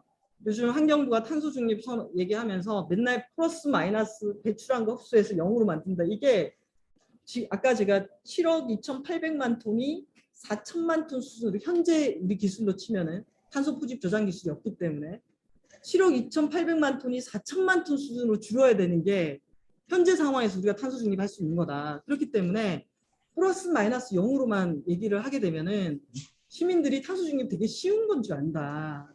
결국 이만큼을 해야지 탄소 중립이 되는 건데 나부터 실천하면은 중립이 될 수 있는 메시지를 잘못 보내면은 이건 진짜 안 된다. 탄소 중립이 어떤 경로여야 되는지를 정확하게 알린 것부터 시작을 해야지 거기서부터 우리가 앞으로 남은 기간에 각자가 뭘 해야 되는지에 대한 이 그림이 그려지는 건데 그냥 플러스 마이너스 0만으로 가면 안 된다. 이런 얘기들을 많이 하고 있는 중입니다. 그래서 이게 현재라면은 이 자료가 탄소 중립 시나리오 A안과 B안이거든요. 자, 18년을 보시면은 좀 더 세밀하게 우리 대한민국 국민 5천만 명의 배출이 어디서 이루어지는지를 보여주고 있어요. 맨 아래 귤색이 2억 6,900만 톤이 우리나라에서 전기 생산하면서 배출하는 거예요. 그리고 주황색이 산업 영역에서 배출하는 거고, 그 다음 회색이 건물 분야, 그리고 저기에 파란색이 수송 분야, 중간에 있는 17.1, 1,700만 톤 정도가 우리나라 폐기물, 매립지라든지 폐기물 처리 분야에서 나오는 거고요. 2,470만 톤이 우리나라에 있는 농업 분야, 벼농사라든지 축산이라든지 이런 영역에서 배출이 되는 거예요. 그리고 아래쪽에 4,100만 톤이 우리나라의 숲이 흡수해 주는 거예요. 그래서 제가 아까 현재 수준으로 해서 탄소 중립은 4,100만 톤을 흡수할 수 있기 때문에 4,100만 톤만 배출하는 게 탄소 중립이 되는 거거든요. 자, 그런데 이제 2050년 앞으로 30년 뒤에요. 30년 뒤에 우리나라 인구 규모, 뭐 경제 성장률, 에너지 수요량 이런 기본적인 데이터를 넣고 2050년도에 탄소 중립이 되기 위해서 각각의 영역별로 얼마만큼 줄여야지 탄소 중립 사회가 되는지에 대한 시나리오 작업을 하는 거예요. 이걸 하려면은 일단 정부 부처들에게 데이터를 가지고 오라고 해요. 예를 들면 산업부가 산업하고 에너지를 담당하고 있기 때문에 산업하고 에너지 분야의 배출량을 2050년도에 최대치로 줄일 수 있는 안을 A, B 뭐 이렇게 가지고 오는 거예요. 그리고 국토부가 건물하고 수송을 담당하고 있기 때문에 건물하고 수송을 2050년도에 최대치로 줄일 수 있는 양을 가지고 와라. 숫자하고 감축 수단 가지고 오라고 하는 거예요. 그리고 환경부는 이 폐기물 분야, 농림부는 농축수산 분야, 그리고 산림청은 흡수량을 최대한 확보할 수 있는 방안을 가지고 오라라고 하는 거예요. 그러면은 가지고 오는 거죠. 가지고 와가지고 거기서부터 지금 현재 우리가 갖고 있는 데이터와 가능한 뭐 정보를 동원해가지고 맞춰가는 거예요. 맞춰가는. 그래서 여기 시나리오 A 안에 보시면은 귤색이 사라졌잖아요. 귤색이 사라졌어요. 귤색이 사라진 건 뭐냐면은 우리나라 전력 생산할 때 배출 제로가 되는 거예요. 그래서 여기 보면 A안 있고 전환 분야에 0이라고 돼 있잖아요. 시나리오 A는 2050년 이전에 우리나라에 있는 석탄 발전소하고 LNG 발전소를 모두 멈추는 거예요. 다 문 닫는 거예요. 그게 시나리오 A예요. 그리고 지금 2억 6천만 톤을 산업계에서 배출하고 있는데 5,100만 톤을 남기는 거고, 건물하고 수송 분야는 거의 정말 실선처럼 줄어들었잖아요. 그래서 시나리오 A에서 건물 분야에 620만 톤만 남는 거는 우리나라 전국에 있는 건물이 한 720만 동 정도가 된대요. 그러면 공공건물, 아파트 이런 거 다 합쳐가지고. 그러면은 저 정도로 줄인다는 거는 새로운 건물은 무조건 제로 에너지 건축물이고, 한국에 있는 모든 건물을 그린 리모델링을 해서 그 건물에서 필요로 하는 냉난방 에너지 소모량을 최소화했을 때 건물 분야가 620만 톤으로 줄어듭니다. 이거는 국토부가 이 안을 가지고 온 거예요. 국토부가 낸 거예요. 그리고 수송 분야에 지금 거의 1억 톤을 배출하고 있거든요. 근데 수송 분야에서 1억 톤 배출하는 것을 280만 톤으로 줄여요. 이거 거의 배출하지 않는 수준으로 줄이는 거잖아요. 이게 수송 분야에서 달성이 가능하려면은 일단 교통 수요를 줄인다라는 건 기본으로 깔고, 철도로 재편하면서 2050년도에 우리나라 거리에서 달리는 차량의 98%가 전기차, 수소차로 다 바꿔졌을 때 이 수치가 나오는 거예요. 그래서 그리고 여기 보면은 농축수산 분야가 1,540만 톤 이렇게 돼 있잖아요. 이거는 딱 보게 되면은 여러분 보시기에도 2050년도에 제일 그래도 많이 남아 있는 게 산업 영역. 그러니까 우리나라 제조업이고 산업의 요구가 반영이 된 거죠. 그 다음에 배출 분야에서 제일 많은 게 1,540만 톤이 농축수산 분야예요. 이거 왜 그렇겠어요? 기후위기 시대에 우리가 기본적인 식량 안보를 확보하려면은 적어도 먹거리 생산하는 데는 아무리 줄여도 1,540만 톤이 배출된다라는 것들을 전제로 둔 거예요. 그래서 다른 영역, 완전 폐기물, 뭐 산업, 수송은 시나리오 A 안은 정말 엄청 줄인 거고, 전환 분야는 우리나라의 석탄 가스 발전소 다 문다는 것을 전제로 했을 때 7억 2천만 톤을 8천만 톤 수준으로 줄일 수 있는 거예요. 7억 톤을 8천만 톤 수준으로 줄이는 거니까 현재 배출량의 9분의 1 수준으로 다운을 시키는 거고, 자 8천만 톤이 배출이 됐잖아요. 그럼 이 8천만 톤을 상쇄시켜서 없애야 되잖아요. 그랬을 때 숲이 역할할 수 있는 거는 2,500만 톤 정도. 5,500만 톤을 탄소 포집 저장 기술로 잡아놓은 거예요. 근데 이것도 엄청난 논쟁이 되는 거죠. 그래, 포집까지 되는데 이거 어떻게 어디에 묻어둘 거냐, 지하에 묻어둘 공간을 우리가 어느 정도 확보할 수 있는 거냐. 그랬을 때 많은 탄소중립위원회 위원 중에 뭐 이분은 저 5,500만 톤이 호수다라고 보는 거예요. 그럼 저게 호수다라고 했을 때는 결국 산림에서 확실하게 흡수할 수 있는 게 2,500만 톤. 그것도 지금처럼 막 산불 나가지고 계속 산림이 없어지는 게 아니라 우리가 산림을 더 바꿔서 흡수량을 잘 관리했을 때 2050년도에 흡수할 수 있는 양이 2,500만 톤. 그럼 배출량은 2,500만 톤. 이게 시나리오 그림이거든요. 이게 100페이지짜리를 제가 아주 요약해서 여러분께 말씀드린 거고, 그나마 좀 숨통이 트이는 안이 시나리오 B안인데, B안은 7억 톤이 1억 1,000만 톤 수준으로 줄어듭니다. 그러니까 지금보다 7분의 1 수준으로 줄고 7분의 1을 흡수하는 거예요. 그러다 보니까 흡수할 수 있는 CCUS 양은 더 늘어나는 거죠. 그래서 그런데 또 CCUS가 늘어난 이유는 가스 발전을 살려뒀기 때문에 가스에서 배출되는 양을 상쇄시키기 위해서 CCUS가 또 들어가게 됩니다. 그래서 봐라, CCUS는 아니 아예 배출을 줄이는 게 낫지, 가스 살려두고 CCUS 돌리기 위해서 CCUS 하기 위해서도 에너지가 필요하고 비용 더 들고, 그래서 배출 줄이는 게 제일 낫다라고 하는 게 이 이유거든요. 그래서 이게 시나리오가 이렇게 짜져 있어요. 물론 이거 가지고 비판이 많죠. 예를 들면 산업계는 불가능한 목표를 세웠다라고 얘기하고, 시민사회에게는 1.5도 넘어서는 아니란 아니다라는 이 양쪽의 비판들이 있는 거죠. 그런데 저는 작업을 해보면 우리가 거의 성장에 거의 중독된 정도, 그리고 이번에 지방선거에 보면은 거의 개발하지 못해서 안달난 상황으로 지금 가고 있는 상황에서 28년 안에 현재 배출량의 9분의 1 수준으로 줄이고 그 9분의 1을 상쇄시켜서 0으로 만든다.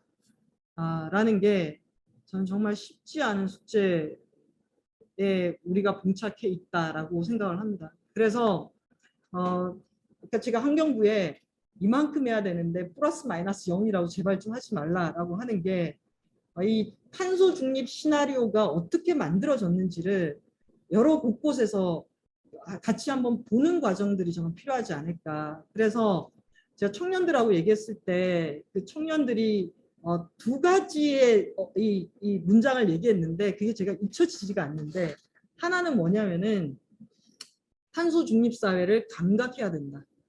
감각해야 된다. 그냥 제가 막 수치로 여러분한테 이게 탄소 중립 사회입니다라고 막 설명을 좀 드리잖아요. 근데 저도 탄소 중립 시나리오를 작업을 해 보기 전까지는 이게 사실은 감이 안 왔거든요. 근데 막 환경부 각각의 부처들이 와가지고 이 정도 해야지 이만큼 줄일 수 있고 이렇게 했을 때 우리가 최대로 줄일 수 있는 건 이만큼이다. 그런데 이 얘기를 하면서도 산업부가 고지하지는 않겠죠. 아니 2050년도에 석탄 발전, 가스 발전 다 빼면은 현재 우리나라 발전 설비 중에서 발전량 믹스에서 가스하고 전기가 60%를 하고 있는데 이 60%를 28년 안에 0으로 만들고 다 날린다? 그랬을 때 정전 책임질 수 있냐? 기업들 책임질 수 있냐? 이런 얘기들이 막 오고 가는 거예요.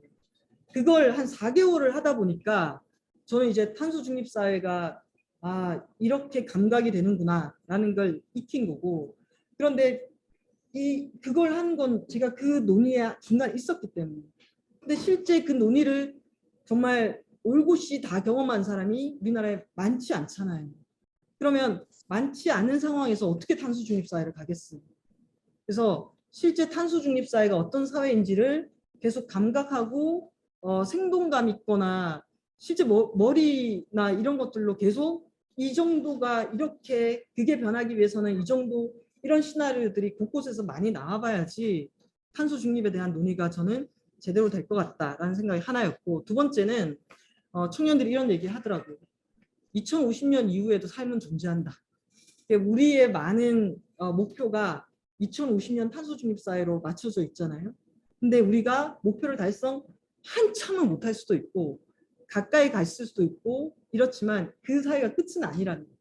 계속 이어지게 되는 거죠. 우리가 달성 못했을 때도 이어지고 가까이 갔을 때도 이어지고. 그래서 최선을 다해서 2050년을 가야 되겠지만 계속해서 그 사회가 어떤 사회일지를 이 감을 잡아가는 거, 사회 전체가 감을 잡아가는 거죠. 저는 그걸 훨씬 더 많이 해봐야 된다라고 생각을 해요. 자, 이게 탄소 중립 시나리오 A안과 B안이고요. 그거보다 더 첨예하게 정부 부처들 사이에 이 난리가 나면서 논의했던 게 2030년의 목표예요. 왜냐하면 2050년의 목표는 말 그대로 시나리오거든요. 우리가 어느 정도 노력을 해야지 탄소 중립사에 갈 수 있는지에 대해서 여러 정책 조합들과 강도들을 조합해 본 거예요. 근데 2030년이면 8년 남았고 국제사회에 약속한 거고, 그러면 그거는 매우 구체적이어야 된다라는 거죠. 자, 그래서 지금 보시는 이게 7억 2,700만 톤이 4억 3,600만 톤 요 수준으로 이렇게 떨어지는 게, 물론 이것도 순배출량이냐 총배출량이냐 이 논쟁이 많습니다만은 그냥 거칠게 7억 톤을 4억 톤으로 3억 톤을 줄이는 거다라고 인식을 하게 되면은 요것도 그냥 줄여지는 게 아니겠죠. 부처 간에 할당이 있습니다. 그래서 그 할당의 비율이 지금 보시는 이 비중이에요. 10년 안에 전환 분야는 44% 줄여야 되고 산업이 15%, 수송이 38, 건물이 33, 농축수산 27, 폐기물 47이에요. 폐기물 47. 이거 관련해서는 제가 두 가지 에피소드를 말씀드리고 싶은데, 하나는 이 기사가 딱 나가고 난 다음에 기자가 기사를 썼어요. 한국은 역시 산업계와 농민들의 목소리를 들어줬다라는 거예요. 왜냐하면 딱 보기에도 산업이 15% 감축률이니까 제일 작죠. 그 다음이 농축산이 27이에요. 그래서 산업계를 봐줬고 농민들을 봐줬다 이렇게 얘기하는데, 근데 그게 아닌 게 아까 2050년도 목표를 딱 보게 되면은 원래 우리나라에서 농업이 차지하는 비중이 얼마 많지 않아요. 게다가 2050년도에도 배출량이 제일 많이 남아있는 게 산업하고 농업이거든요. 왜냐하면 식량 생산이니까. 그래서 2050년의 목표치를 최종점으로 했을 때는 농업 분야가 10년 사이에 50년 목표치 대비 70%를 10년 안에 줄여야 돼요. 그러면은 이 농업의 특성상 매우 난감축이라는 것을 감안할 때 농업이 많이 받은 거거든요. 그래서 농업 부분 상당히 많이 받았다라는 게 하나. 그다음에 두 번째를 보게 되면은 여러분 폐기물이 47%거든요. 폐기물이면 우리가 시민들은 폐기물 할 때 생활 폐기물 막 플라스틱 이런 거 생각하지만 우리 폐기물 종류에는 지정 폐기물 뭐 병원이라든지 이렇게 나온 데도 있고 산업 폐기물도 있고 건물 폐기물도 있고 건설 폐기물도 있고 그다음 생활 폐기물 있어요. 지금 재개발이나 이런 것 때문에 건설 폐기물이 어마어마한단 말이에요. 근데 이걸 처리하는 과정에도 배출이 되는데 환경부는 10년 안에 47%를 줄여요. 이거는 절반을 10년 안에 줄여야 되거든요. 그러니까 거기에 이렇게 흔드시는 게 이게 엄청난 목표잖아요. 근데 이게 이렇게 받게 된 배경에는 중간에 메탄 서약이 끼어든 거예요. 저도 이런 일은 정말 이런 일이 발생하구나 싶었는데요. 메탄 서약이 뭐냐면은 자 10월 달까지 우리는 2030년에 감축 목표를 정해야 돼요. 정해야 되는데 11월 달에 유엔에 보고를 해야 되잖아요. 근데 지난해는 막 다들 1.5도씨를 맞추기 위해서 주요 국가들이 온실가스 더 줄이라는 걸 막 압박하는 시간들이었어요. 그런데 주요 국가들의 감축량이 어느 정도 윤곽을 드러냈는데 그걸 다 지켜도 2.4도, 3도 시나리오가 나온 거예요. 그러면 우리의 목표는 1.5도씨였는데 목표를 훨씬 넘어서는 거예요. 그래서 중간에 미국과 EU가 던진 게 메탄 서약이 이산화탄소보다 온난화 지수가 높은 메탄을 2030년까지 30%를 줄이게 되면은 한 0.2도씨 정도의 이 상승을 완화시키는 효과가 있다. 그래서 9월 달에 메탄 서약을 던졌는데 한 달 사이에 100개 나라가 서명을 했어요. 하겠다고. 그리고 우리나라도 이미 서명을 한 상황이 된 거죠. 그럼 우리나라의 메탄이 어디서 많이 배출되느냐?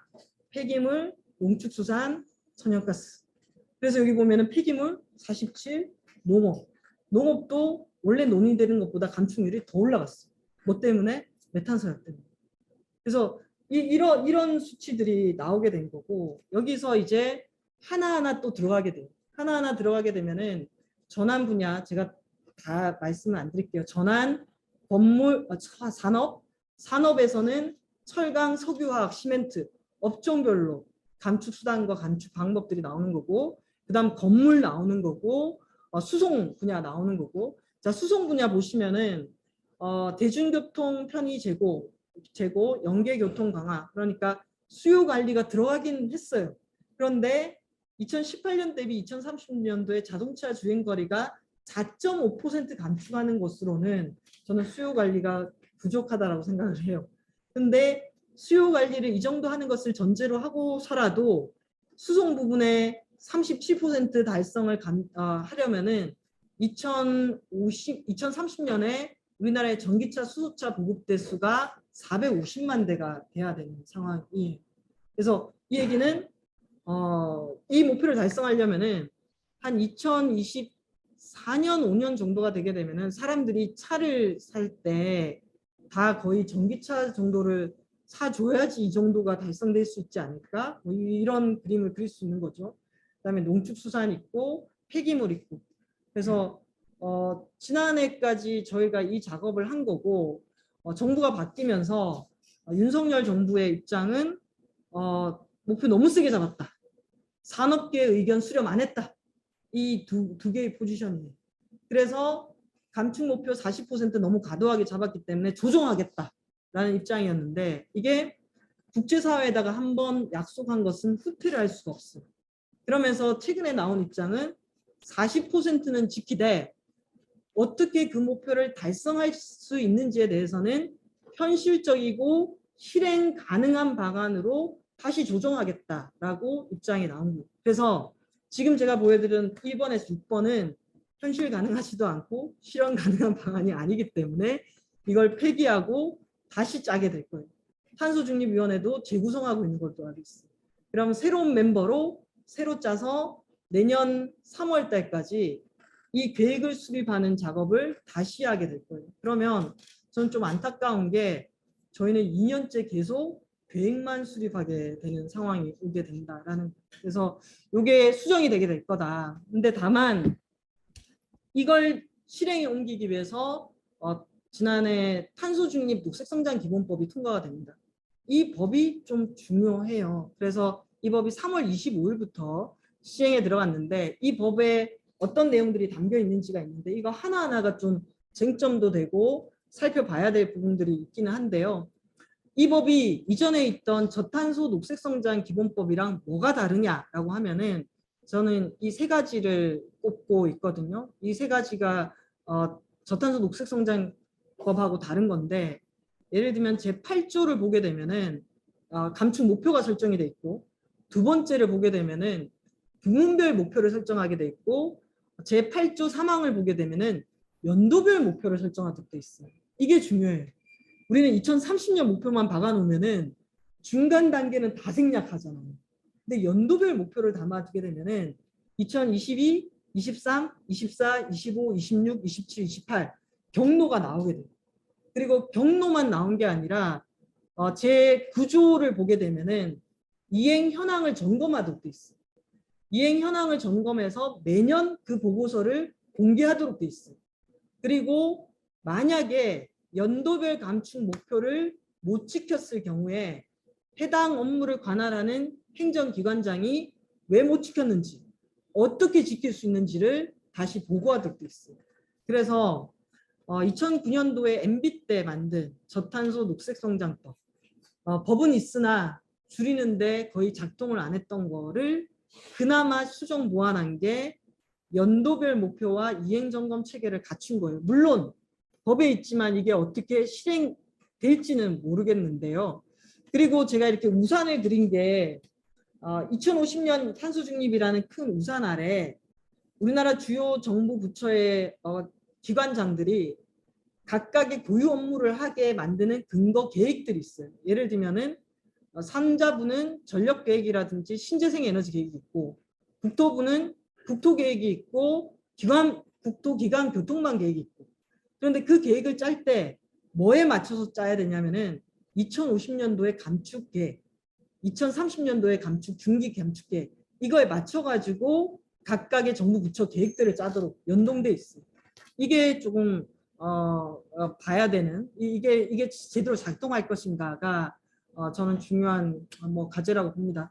다만 여기 보면 이제 윤석열 정부가 국정과제를 발표하고 이제 변화가 있기 시작한 거죠. 이게 제가 이 윤석열 정부가 발표한 110대 국정과제를 중에 탄소중립과 관련된 정책을 한눈에 볼 수 있도록 2022년도부터 2027년까지 그림을 그려놓은 거거든요. 이걸 그리면서 어떤 생각이 드냐면은 우리나라 2030년의 목표잖아요. 윤석열 정부 집권 기간이 2027년도 5월 달까지. 이 얘기는 2030년 목표의 거의 상당 부분을 이 정부에서 해줘야지 다음 정부가 2년 5개월 동안에 몽창 몰리지 않는 거예요. 그럼 적어도 40% 줄인다 그랬을 때 30% 정도는 이 정부에서 역할을 해줘야 됩니다. 근데 이 정부가 만들고 있는 이런 계획들, 예를 들면 원전 3, 4호기 건설 재개, 수명 연장 이렇게 하겠다라고 하는 계획들이 과연 2027년 5월까지 실질적인 감축으로 이어질 수 있을 것이냐에 대해서는 매우 회의적인데, 심지어 그 원희룡 당시 인수위원장이 뭐라고 얘기했냐면은 이거 어차피 안 지켜도 상관없는 거 아니냐, 이런 얘기들을 하기 시작했거든요. 근데 여기서 제가 보면은 하늘색으로 UNFCC의 1차 경련 투명성 보고서 제출이라고 돼 있잖아요. 이게 2년 텀으로 되어 있는 건데 이게 뭐냐면은 유엔도 알아요. 그렇잖아요. 많이 안 지키고 있다는 거. 그래서 우리나라 안에서만 이번에 법을 만들 때 이행 점검 체계를 강화한 게 아니라 UNFCCC 안에서도 이행 점검 체계를 강화한 거예요. 2년마다 각각의 국가들이 온실가스 얼마만큼 줄였는지에 대해서 이행점검 보고서를 작성하도록 돼 있어요. 윤석열 정부에서 보고서를 작성해야 되는 연도가 2024년하고 2026년도. 그래서 그리고 또 한 축으로는 국가 간의 약속도 있지만 한 축으로는 아까 금융이라든지 투자라든지 그리고 글로벌 공급망에서 요구하는 것. 예를 들면은 애플 얘기 요즘 많이 하잖아요. 애플하고 거래하는 LG라든지 SK가 이 요건을 맞춰줘야 되는 거예요. 왜냐하면 공급망에서 너네 우리한테 부품 낼 때 어느 이상은 배출하면 안 돼. 왜냐하면 이 최종 TCFD 하려면은 공급망 관리도 최종 보고서 제출자가 해야 되는 거예요. 다 줄줄이 엮여 있는 상황이라고 할 수가 있거든요. 그래서 이런 개념에서 본다 그러면은 윤 정부의 감축이 되게 중요해요. 자, 이게 가장 최근의 데이터들을 보여주고 있는 건데요. 보면은 727이 2018년도 그리고 2019년도 여름에 덜 더웠어요. 그래서 감축이 줄었거든요. 2020년도에 코로나 왔어요. 또 줄었어요. 그래서 2년 연속으로 내려가다가 지난해 경기가 회복되면서 반등, 올해도 반등이에요. 근데 우리가 2030년에 437까지 가려면은 이게 쭉 내려가야 되는데 지난 2년 동안 줄어든 것은 계절적인 요인, 그러니까 온도라든지 그때 기후의 요인 그리고 코로나였던 거. 우리가 아직 우리의 체질을 저탄소 체질로 만들지 못한 거. 그러면 반등한 상황이잖아요. 그럼 이 그래프들을 쭉 보게 되면은 2030년에 437이 되려면은 윤석열 정부가 2027년이라고 했을 때 어느 수준으로 줄여줘야 된다라고 하냐면은 5억 톤 정도까지는 줄여줘야지 선형으로 다음 정부가 2년 5개월 동안 그 목표치를 달성할 수 있는. 그래서 하나는 정말 줄여야 되는 정부다. 문재인 정부가 국제사회 흐름에 따라서 목표를 설정했다면은 이 정부에서는 줄여야 된다라는 게 첫 번째. 두 번째는 원전인데요. 원전은 이제 또 갈등을 들어가는 거예요. 그러니까 지금 원전 지어가지고 신한울 3, 4억 지어가지고 짓는데 걸리는 시간 이게 전력망까지 들어오는 시간 하면은 10년 안에 못 들어와요. 그러면 이제 원전을 가지고 온실가스 감축 효과로 삼는다는 게 작동하지 않는다라는 거 하나. 그다음 두 번째 신규가 안 되면은 노후 원전 수명 연장을 하겠죠. 근데 이 수명 연장은 또 그 지역에서 수명 연장 받을 리 없고 또 안전 문제가 있는 거고 우리나라는 다 목에 찼어요. 사용 해결료 저장 공간이 이제 다 차오고 있는 거예요. 그래서 원전에 의존하는 지금 방식으로 감축하는 것은 거의 효과를 못 볼 것이다. 갈등만 많이 만들어질 거다라고 할 수가 있고요. 세 번째는 지금 짓고 있는 애들. 예를 들면은 포스코가 짓고 있는 삼척 그리고 삼성물산이 짓고 있는 강릉 안이 이건데 아까 앞에 제가 금융 분야 신한금융이 TCFD 보고서 쓰면서 자기들의 투자 비중을 줄이겠다라는 이 내용들이 있잖아요. 실제로 포스코 짓는데 은행들이 자금 지원을 안 해요. 자금 투자를 안 해요.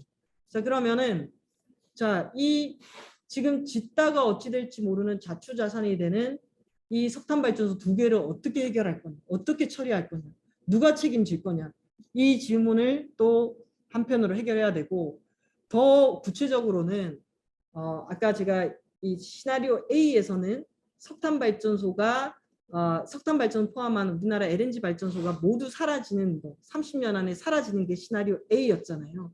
자, 그러면은 지금 이 계획에서 보듯이 9차 우리나라 전력 계획까지 석탄 발전소 30개 문 닫는 거였어요. 근데 그 사이에 NDC가 강화가 됐잖아요. 이 새로 들어선 정부에서도 석탄하고 가스 발전 비중은 이전 정부랑 똑같아요. 자, 그러면은 새로운 전력 계획을 수립하면서 석탄 발전을 더 빼겠죠. 자, 우리나라에 석탄 발전소 몰려 있어요. 인천하고 충남하고 경남에 몰려 있어요. 그러면 그 지역의 석탄 발전소 빠질 때마다 지역 경제라든지 고용 영향이 있거든요. 이게 다른 나라가 겪었던 것보다는 우리는 더 빠른 시간에 단기간에 경험하게 됐고요. 이게 다 비용이고 정책적인 에너지가 들어가야 되고 대비해야 되는 영역이다라는 거. 자, 그러면은 결국 이 탄소 중립 한다고 했을 때는 우리나라의 산업 전환을 얘기 안 할 수 없어요. 산업 전환이 같이 얘기가 돼야 되겠죠. 그래서 지금 법이 두 개가 논의가 되고 있어요. 하나는 노동 전환에 관한 지원법이 이미 발의가 돼 있어요. 그래서 노동 전환을 어떻게 지원할 거냐. 근데 이건 대부분이 인력이라든지 고용 안정, 예를 들면 교육 이런 걸로 들어가 있어요. 근데 아직 윤곽을 드러내지 않은 산업 전환에 대한 특별법이 있어요. 그래서 이제 우리도 탄소 중립을 선언하고 난 다음에 구체적인 법과 제도가 만들어지는데 이 법과 제도에 들어가는 문구 하나, 내용 하나가 실제 우리가 그동안 정의로운 전환 얘기를 많이 해왔는데 어떻게 반영되는 거냐 이런 것들을 구체적으로 싸워 나가거나 모니터링을 할 필요가 있고, 그랬을 때 제가 오른쪽에 지금 보여드리는 건 이건 뭐냐면은 우리나라는 탄소 중립을 해가는 과정에서 크게 산업 전환을 해야 되는데 여기 보면은 산업 전환에 관한 추진위원회가 지난해 4월 달부터 구성돼서 돌아가고 있어요. 여기에 공동위원장이 산업부 장관이랑 대한상의회 최태원 회장이에요. 그리고 요 추진위원회 산하에 반도체, 정유, 디스플레이, 뭐 철강 다 들어가 있어요. 그러면 이건 뭐냐? 산업 전환에 대해서는 거버넌스든 논의 체계가 굴러간다는 거예요. 그러면 노동 쪽은 어떤 논의 체계와 거버넌스가 굴러가느냐라고 했을 때 여기는 완전 비어 있거든요. 그래서 이런 거 하나하나가 정책적으로도 엄청난 숙제와 과제다라는 얘기를 드리고 싶고, 에너지 관련해서만 간단하게 말씀드리고 마무리를 한다 그러면은 정말 계속 머릿속으로 저도 생각하거든요. 2050년 탄소 중립 사회는 어떤 사회지? 에너지가 정말 30년 안에 탈탄소 사회가 된다라고 한다는 거는 정말 석유, 석탄, 가스가 쫙쫙 빠져나가는 걸 의미합니다. 근데 우리는 에너지도 필요로 하잖아요. 그러면은 모든 보고서가 우리가 2050년도에 쓰게 되는 에너지는 전기라고 생각합니다. 그 전기는 화석 에너지에 기반 안 하고 만들어낼 수가 있으니까. 그러면 전기화가 된다라고 했을 때 석탄 발전, 가스 발전은 빠지고 모든 에너지가 전기화된다는 것은 내연기관으로 달리던 차량도 전기로 가게 되고, 트랙터, 우리나라 농촌에서 트랙터도 전기 트랙터가 등장하는 거고, 어선도 경유로 고기 잡으러 나가던 면세유도 사라지겠지만 디젤로 달리는 어선이 아니라 전기 어선으로 바뀌게 되는 거거든요. 그러면 전력에 대한 수요는 지금보다 2배 이상 늘어나게 됩니다. 그럼 그 2배 이상 많이 늘어나는 전력을 뭐로 감당하지? 라고 했을 때 재생에너지가 늘어날 수밖에 없어요. 2050년도에 전력 중 재생에너지 비중을 70%로 보게 되는데, 이랬을 때 당연히 일어나는 여러 이슈들이 있죠. 갈등의 이슈, 뭐 생산성에 대한 이슈도 있겠지만 근본적으로 모든 나라가 부딪힐 수밖에 없는 게 재생에너지의 가능성이거든요. 그러니까 들쑥날쑥 하잖아요. 태양광, 풍력. 태양광 낮에 엄청나게 생산하지만 밤에는 무용지물이고. 그러면은 이런 간헐적인 재생에너지를 기반으로 한 시스템을 받쳐줄 수 있는 전력망이 새로 만들어져야 되고 전력 시스템이 새로 구축이 돼야 되거든요. 그 정도의 변화가 30년 안에 일어나야 되는데 그걸 좀 도식화한 보고서들이 있고, 이게 분산 에너지망이 있고, 왼쪽 그림이 현재 우리 시스템이라면은 2050년에는 이런 그림으로 가야 됩니다. 그러니까 분산형 시스템으로. 근데 이게 가려고 하면은 요금 체계라든지 데이터라든지 이런 것들이 정말 판이 바뀌어야지 이런 오른쪽 그림으로 갈 수 있는 거잖아요. 그래서 전력 분야도 엄청난 숙제들을 안고 있다. 그래서 이 뒤에 있는 자료들은 그냥 좀 보시면 될 것 같고, 전반적으로 산업 전환, 에너지 전환, 뭐 경제 체제의 전환, 만만치 않은 숙제들. 그래서 저도 이 작업을 이제 탄소 중립 사회는 어떤 사회인가, 우리나라 내연기관 생산 판매 금지연도 유럽이 정한 2035년도 말고 우리 안에서 그거 합의할 수 있느냐, 석탄 발전소 폐쇄됐을 때 그게 그거에 대한 충격으로 노동 전환이라든지 그 지역 경제에 충격받게 됐을 때 어떤 안전망과 제도를 갖게 할 거냐. 유럽 같은 경우에는 정의로운 전환 기금 만들고 있는데 우리나라는 정의로운 전환 기금을 얼마로 조성할 거냐. 기금을 조성했을 때 그거를 지역별로 어떻게 배분할 거냐. 그 배분한 게 실제로 그 지역을 위해서 쓰일 수 있도록 작동할 거냐. 아니면 그걸로 또 다 개발 계획 다 쓰고 날릴 거냐. 뭐 이런 질문들. 당장 지금 우리 주유소 가면은 주유를 하게 되면은 거기서 상당 부분이 세수로 들어가거든요. 근데 이게 전기차로 바뀐다고 했을 때 우리나라 세수도 바뀌는 측면들이 있어요. 그리고 지금 G7이나 G20 차원에서는 화석연료 보조금 폐지 얘기하고 있잖아요. 그러면은 화석연료 보조금이 우리나라 한 3조 정도 친다면은 그게 화물차 유가 보조금하고 농업 분야의 면세유로 가고 있는데 이걸 갑자기 이제 우리도 G7, G20가 화석연료 보조금 폐지를 얘기하니까 우리가 그걸 논의하게 됐을 때 과연 농민들 또는 화물차 연대 이렇게 있을 때 그분들한테 충격을 주지 않으면서 보조금 없애려면은 물류비가 오르거나 농산물 가격이 오르거나 그럼 이거에 대한 안전망과 단계는 어떻게 설정할지 이런 것들이 탄소 중립 사회를 제가 한 100가지 질문들을 만들 수 있을 것 같아요. 그러면 이 하나하나가 정부가 건드리기 두려워하는 이슈들이고 하나하나가 댓글이 한 수만 개 달릴 만한 일들이잖아요. 그러면은 이거에 대한 논의를 어떤 방식으로 할 거냐. 그런데 이걸 안 하고 탄소 중립 사회가 안 오겠죠. 그래서 이게 저는 되게 큰 숙제인 것 같아요. 그리고 예를 들면은 우리가 수치적으로 다 계산을 한번 해보는 거예요. 탄소 중립 사회가 수치적으로 어떻게 가능한지. 근데 이게 설사 된다 했을 때도 2050년도에 한국 사회가 어떨지 정말 상상이 안 되는 거예요. 됐는데 난리가 나는 거예요. 거의 막 각자 도생이. 그럴 수도 없잖아요.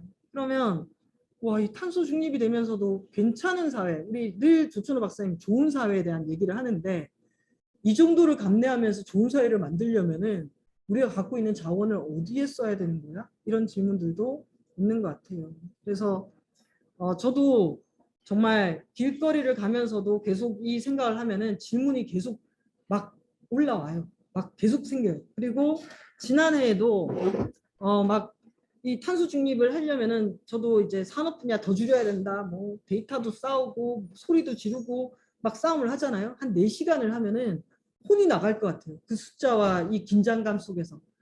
강화문에 사무실이 있거든요. 그러면 1차 회의 마치고 강화문 시내로 딱 나온단 말이에요.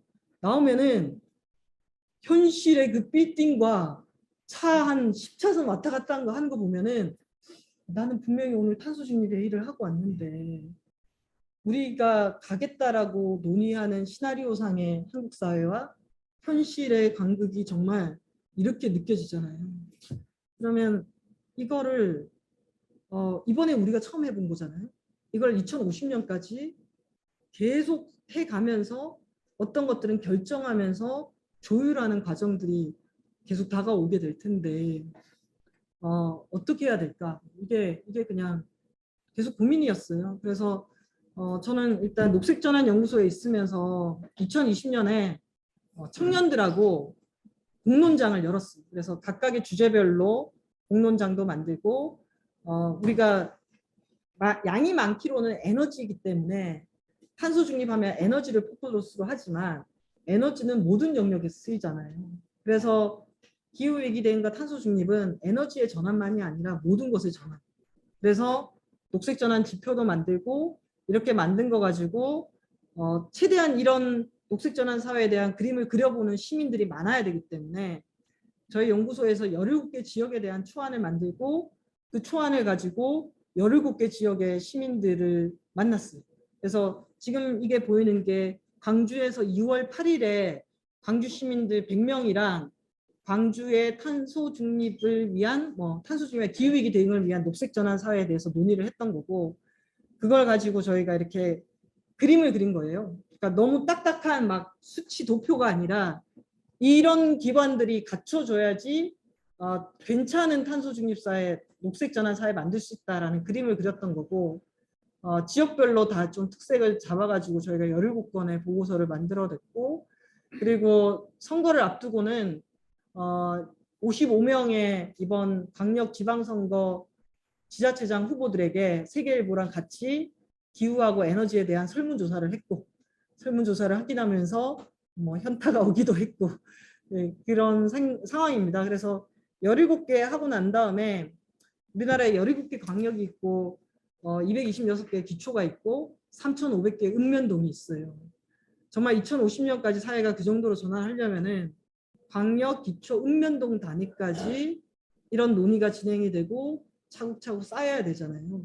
그래서 이런 논의를 하는 공간들을 많이 만들어야겠다. 그러면 또 그런 논의를 할 수 있는 데이터라든지 자료라든지 이런 토대들을 좀 만들어야겠다. 뭐 그런 고민들을 하고 있습니다. 그래서 요거는 6월 1일 지방선거 이후에 지역의 녹색전환 토대 어떻게 만들 거냐. 전국에서 이번에 우리 공론장에 참여했던 시민들, 활동가들 1박 2일로 모여가지고 우리가 계획했던 거, 근데 지금 이번에 지자체장들 된 거 보니까 엄청 멀리 우리가 논의했던 거하고 너무 멀리 있을 것 같은데, 그러면 이 시기를 우리가 지역에서 어떻게 준비하면서 만들어 가야 될까에 대한 1박 2일 공론의 장을 대전에서 중앙인 대전에서 1박 2일 동안 열려고 하고, 또 한축으로는 지금 조례, 그다음에 지역 기반, 그다음에 예산,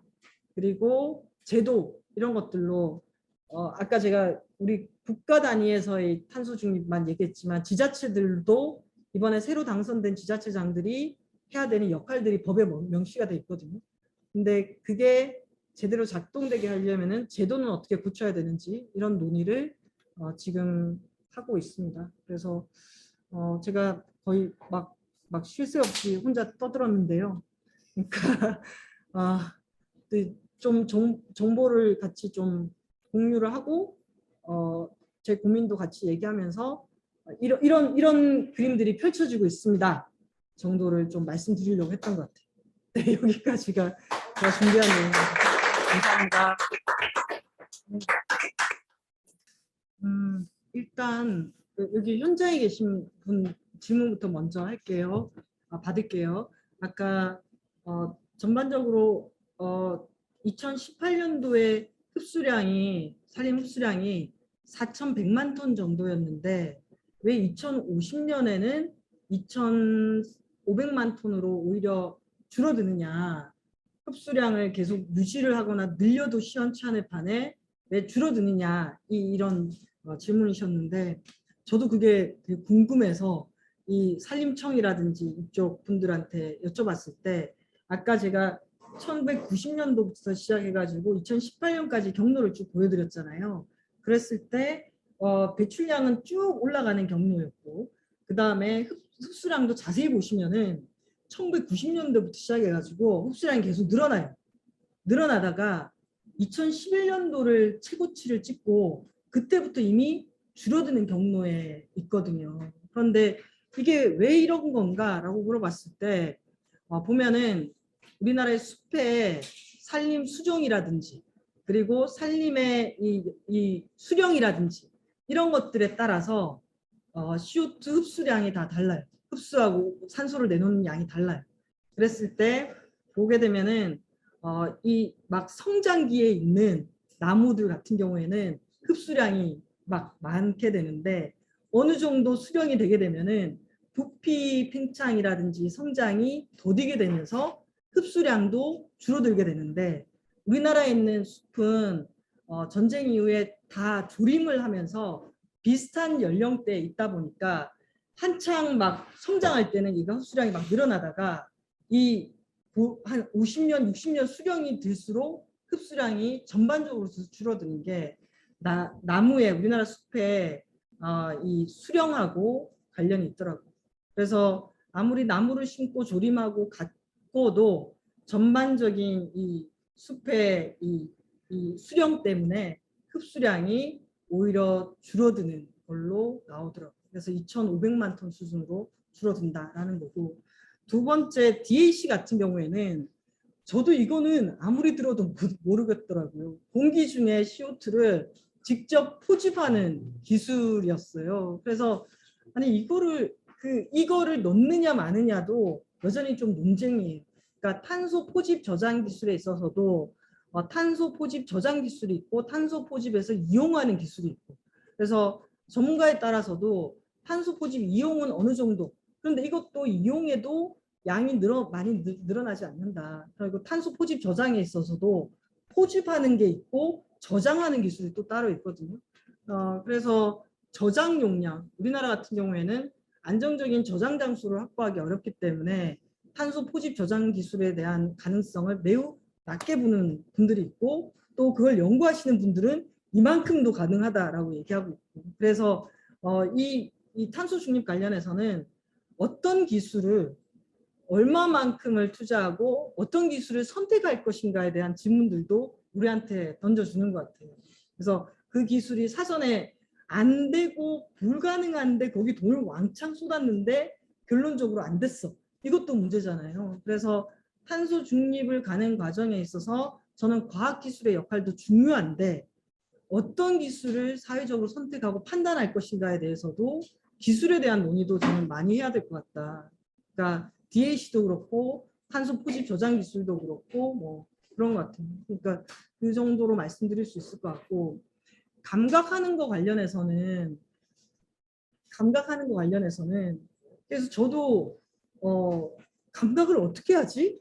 이런 생각이 드는 거예요. 그래서 한참 막 탄소 중립 회의할 때 막 찾아봤어요. 좀 어떤 사람이 그림으로 좀 그려가지고 탄소 중립이 된 사회는 이런 사회일 거다라고 만들어 놓은 책들 이런 거 어디 없을까? 그래서 좀 이 도시계획이라든지 이런 데 찾아봤는데 우리 사실 탄소 중립 논의를 본격화한 지 세계가 다 오래되지 않았어요. 그러니까 이제 시나리오를 이렇게 구체적으로 낸 나라도 세계 진짜 많지는 않아요. 이 정도 이 수치라도 나온 곳이. 그래서 아니 그러면 각각의 나라들이 탄소 중립 사회를 어떻게 그리고 있지? 라고 했을 때 프랑스 파리 같은 데가 화가들하고 작업을 해가지고 파리시가 탄소 중립이 됐을 때 도시는 이렇게 변했을 거다. 이런 작업들을 좀 하더라고요. 그래서 저희도 이번에 17개 지역의 녹색 전환 그림을 그릴 때 디자이너랑 작업을 해가지고 카툰이라든지 이런 것들로 좀 표현을 하려고 했거든요. 그러니까 이게 너무 2050년의 사회를 디스토피아로 그려도 안 될 것 같고 너무 낙관적으로도 그려도 안 될 것 같고 그러면은 이게 그 2050년의 사회에 대한 얘기들은 일단 많이 해보는 게 중요하다. 근데 이 많이 해본다고 너무 추상적인 그림만 그리면 안 되는 게 그래도 우리가 감각이 되는 수치가 있잖아요. 예를 들면은 우리나라 국민이 5천만 명이다. 우리나라에 등록된 차량 대수 최근의 데이터가 2,500만 대다. 이거를 딱 생각하면은 국민 2명당 차 한 대를 갖고 있잖아요. 와, 2명당 차 한 대를 갖고 있는데 탄소 중립으로 가려면은 이게 어떻게 가능한 거야? 이런 질문이 가능할 수도 있고 자, 2,500만 대인데 지금 전기차 보급이 5%거든요. 지금 5%인 상황에서 여러분이 차 지나다니면서 저 전기차네? 라고 느껴지는 빈도가 있을 거 아니에요. 그런데 이게 2030년도에는 전기차가 우리나라 전체 차량의 뭐 한 20에서 한 30%가 된다라고 했을 때 도시는 어떻게 변할까? 그렇게 그 정도 우리나라 전기차가 보급이 되면은 당장에 주유소 수가 줄겠죠. 충전기는 많이 보급이 됐겠죠. 그러면서 그렇게 변한다는 거는 우리나라 정비소에서 내연기관 정비하는 사람과 전기차 정비하는 사람 그리고 또 우리나라 차량 생산에 있어서도 전기차 생산 대수가 달라질 거고 그에 따라서 우리나라에 한 2,000개 정도의 내연기관 부품 관련한 회사가 있다. 그럼 거기에 또 고용이 바뀌겠죠. 그래서 그냥 사람들에게 상상력을 불러일으키면서 상상하게 하는 그림으로 감각하는 방법도 있고 전반적으로 사람들이 쉽게 이해할 수 있는 방금 제가 인구수 5천만 그런데 이게 4,700만으로 줄어든다고 하잖아요. 그럼 4,700만 명의 삶 그러면 차량 대수 우리나라에 있는 소가 350만 마리 그러면 2050년도에 농업 분야에 줄인다고 했을 때는 소를 350만 마리를 키울 수 있을까? 뭐 이런 거. 그리고 그때 식량이 어떻게 될 텐데 우리나라에서 식량을 생산하기 위해서 적어도 확보해야 되는 농지 면적 뭐 이런 것들을 모든 영역에서 구체적으로 이렇게 막 얘기를 풍부하게 해 가야면 갈수록 이 감각이 더 되지 않을까요? 예, 이런 얘기들을 여러 공간에서 저는 했으면 좋겠다라는 거예요. 예를 들면 농업은 농업대로 얘기를 하고 산업은 산업대로 얘기하고 도시에서 사는 사람들은 도시에서 삶대로 얘기하고 그래야지 다 감각이 좀 될 것 같고 여기에 좀 더 덧붙여진다면은 이런 거 있잖아요. 그러니까 해수면이 만약에 온도가 올라갔을 때 우리나라의 해수면이 상승했을 때 우리나라의 연안을 중심으로 해서 어느 지역이 침수가 된다라든지 이런 연구들을 우리나라 국책연구원들이 좀 하고 있거든요. 그러니까 산불의 빈도가 이렇게 됐을 때 우리 지금까지는 우리가 2,500만 톤 흡수원으로 돼 있는데 지금 이번에 일어났던 울진 산불 같은 게 매년 발생한다고 했을 때 흡수원은 얼마나 더 쪼그라게 될 거냐 이런 것들이 연구와 데이터를 통해서 2050년도를 계속해서 사람들에게 감각하게 하는 내용들이 되겠죠. 네. 그래서 그렇게 질문을 답을 드릴 수 있을 것 같고 행정부 실무자들의 인식과 별개로 입법기관인 국회의원들의 탄소 중립에 대한 인식은 어떻게 봐야 되는가? 이거 너무 어려운 질문인 것 같아요.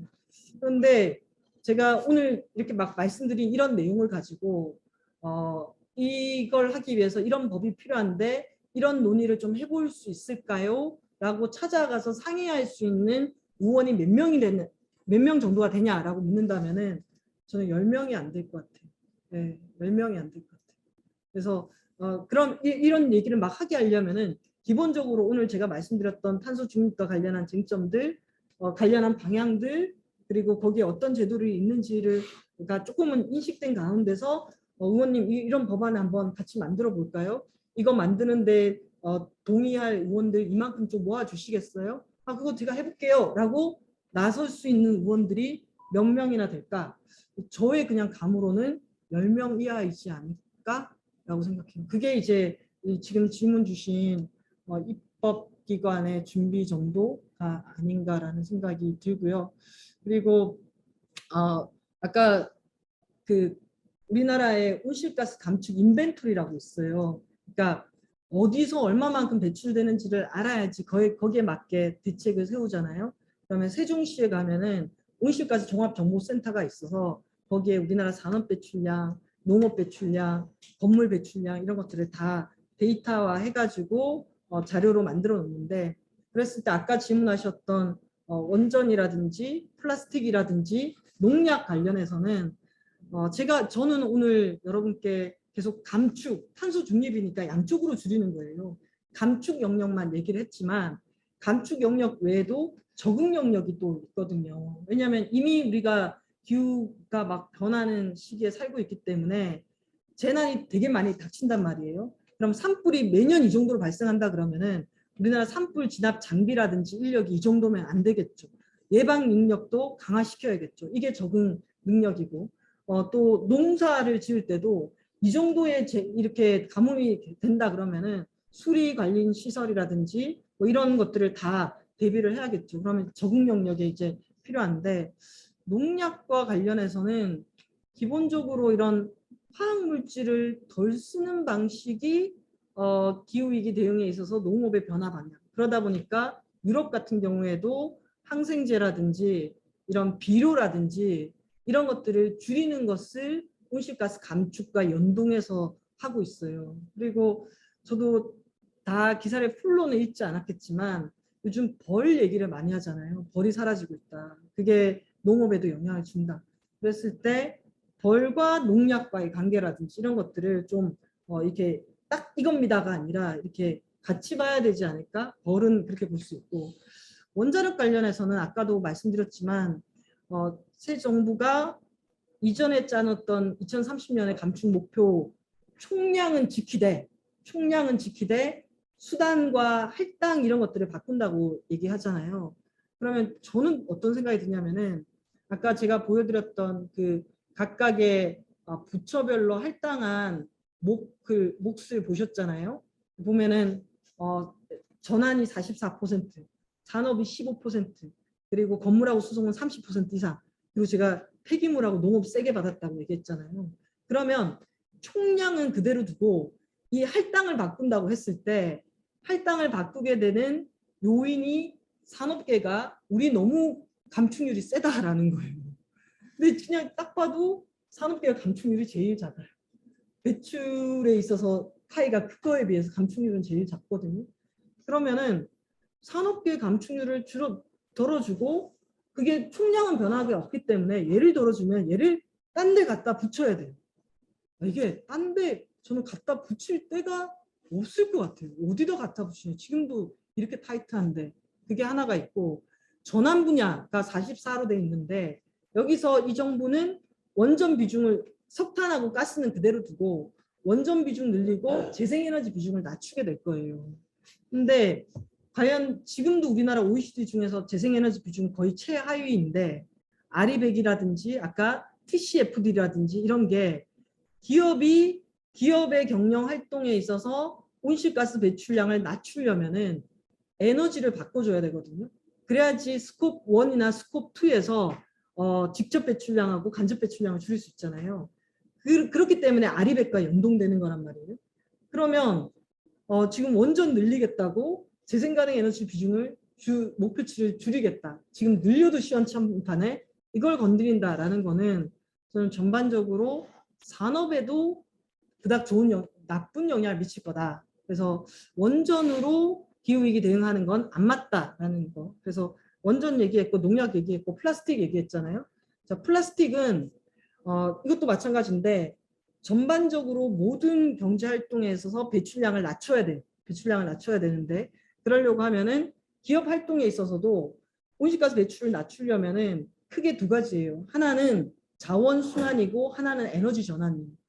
에너지를 재생에너지로 쓰고 원재료를 캐가지고 가공해서 재료로 쓰는 것보다 자원 순환을 해서 쓰는 게 탄소 발자국을 줄일 수 있는 방법이거든요. 그래서 순환 자원 경제라든지 에너지 전환이 모든 탄소 중립에 있어서 중요하고 이게 발달이 돼야지 거기서 새롭게 일자리가 만들어져서 일자리가 줄어드는 충격을 이쪽으로 전환시킬 수 있다라는 차원에서는 플라스틱 같은 경우에도 지금은 막 계속해서 플라스틱을 만들어내는 게 아니라 한 번 만들어낸 게 다시 재사용하고 수거하고 순환 체계를 갖추는 것 이런 것들이 제일 중요하지 않을까 이 정도 말씀드릴 수 있을 것 같아요.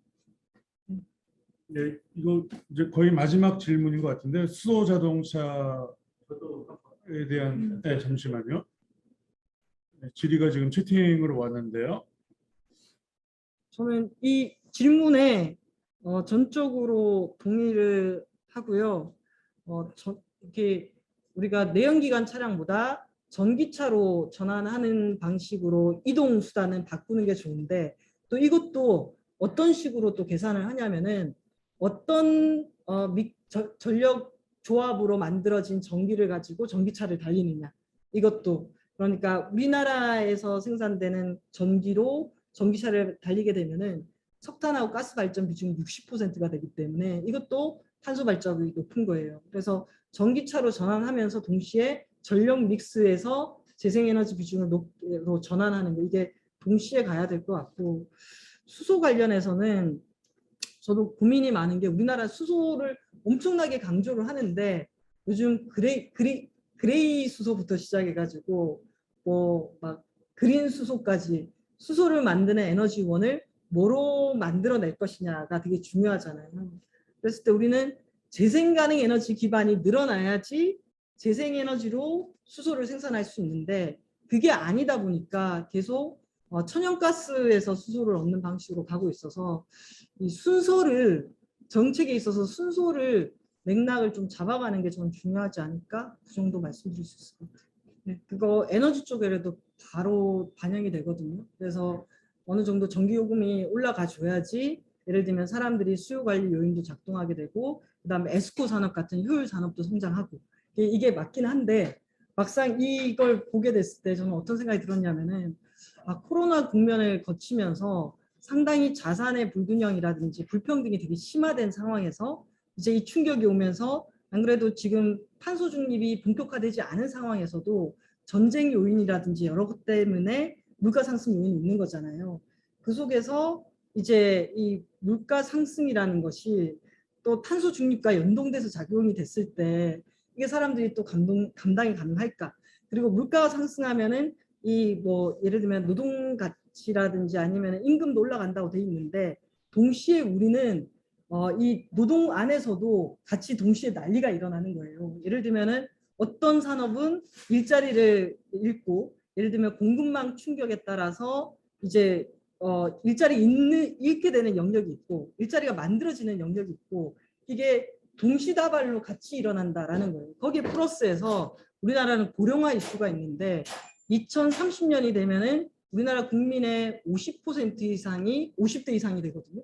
그러니까 10년 뒤에 이 공간에 있다 그러면은 절반이 다 50대 이상이 되는 거예요. 그러면 제가 이렇게 탄소중립 사회가 가져올 변화를 이렇게 썼지만 거기에 불평등의 문제, 그 다음에 산업 전환의 급격한 충격 속에서 고용에 대한 불안이 극단으로 가는 문제, 거기 플러스해서 고령화, 50대 이상의 고령화가 진행되게 되면은 이 정도의 급격한 변화를 감당하지 못할 가능성이 되게 크거든요. 그래서 그런 것들을 같이 생각하다 보니까 저도 막 이렇게 이게 됐을 때 자원 소비를 줄일 수 있고 갖게 될 수 있는 긍정적인 효과보다도 그냥 이 그림을 딱 보게 되면은 조금은 부담감 이런 것들이 더 네, 하여튼 오늘 저희가 6월 달에 이렇게 생태 환경 그 강좌를 준비를 했는데 참 오늘 이 강의를 듣다 보니까 이렇게 이 정도 노력해 가지고 이거 어느 세월에 이 큰 많은 일들을 다 해낼 수 있을까 그런 걱정도 들고 하지만 또 이렇게 시작하지 않으면 이렇게 한 사람 한 사람 또 시작하지 않으면 또 일이 진행이 안 되지 않을까 하는 생각도 들고요.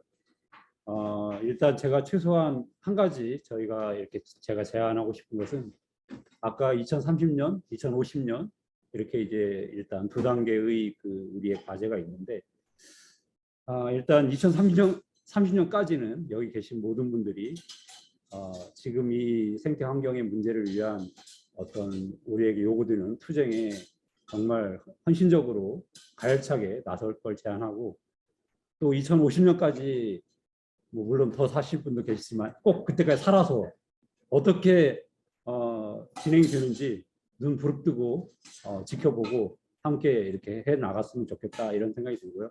앞으로 두 번째, 세 번째, 네 번째 그 강의 행사에도 적극 참여해 주셨으면 고맙겠다는 말씀 드립니다. 그리고 이렇게 먼 곳까지 와주셔서 너무 감사드리고 저희는 이렇게 먼 변방에 있지만 끊임없이 북을 치면서 앞으로 나갈 진군을 위한 그런 행진을 해나갈 것입니다. 감사합니다.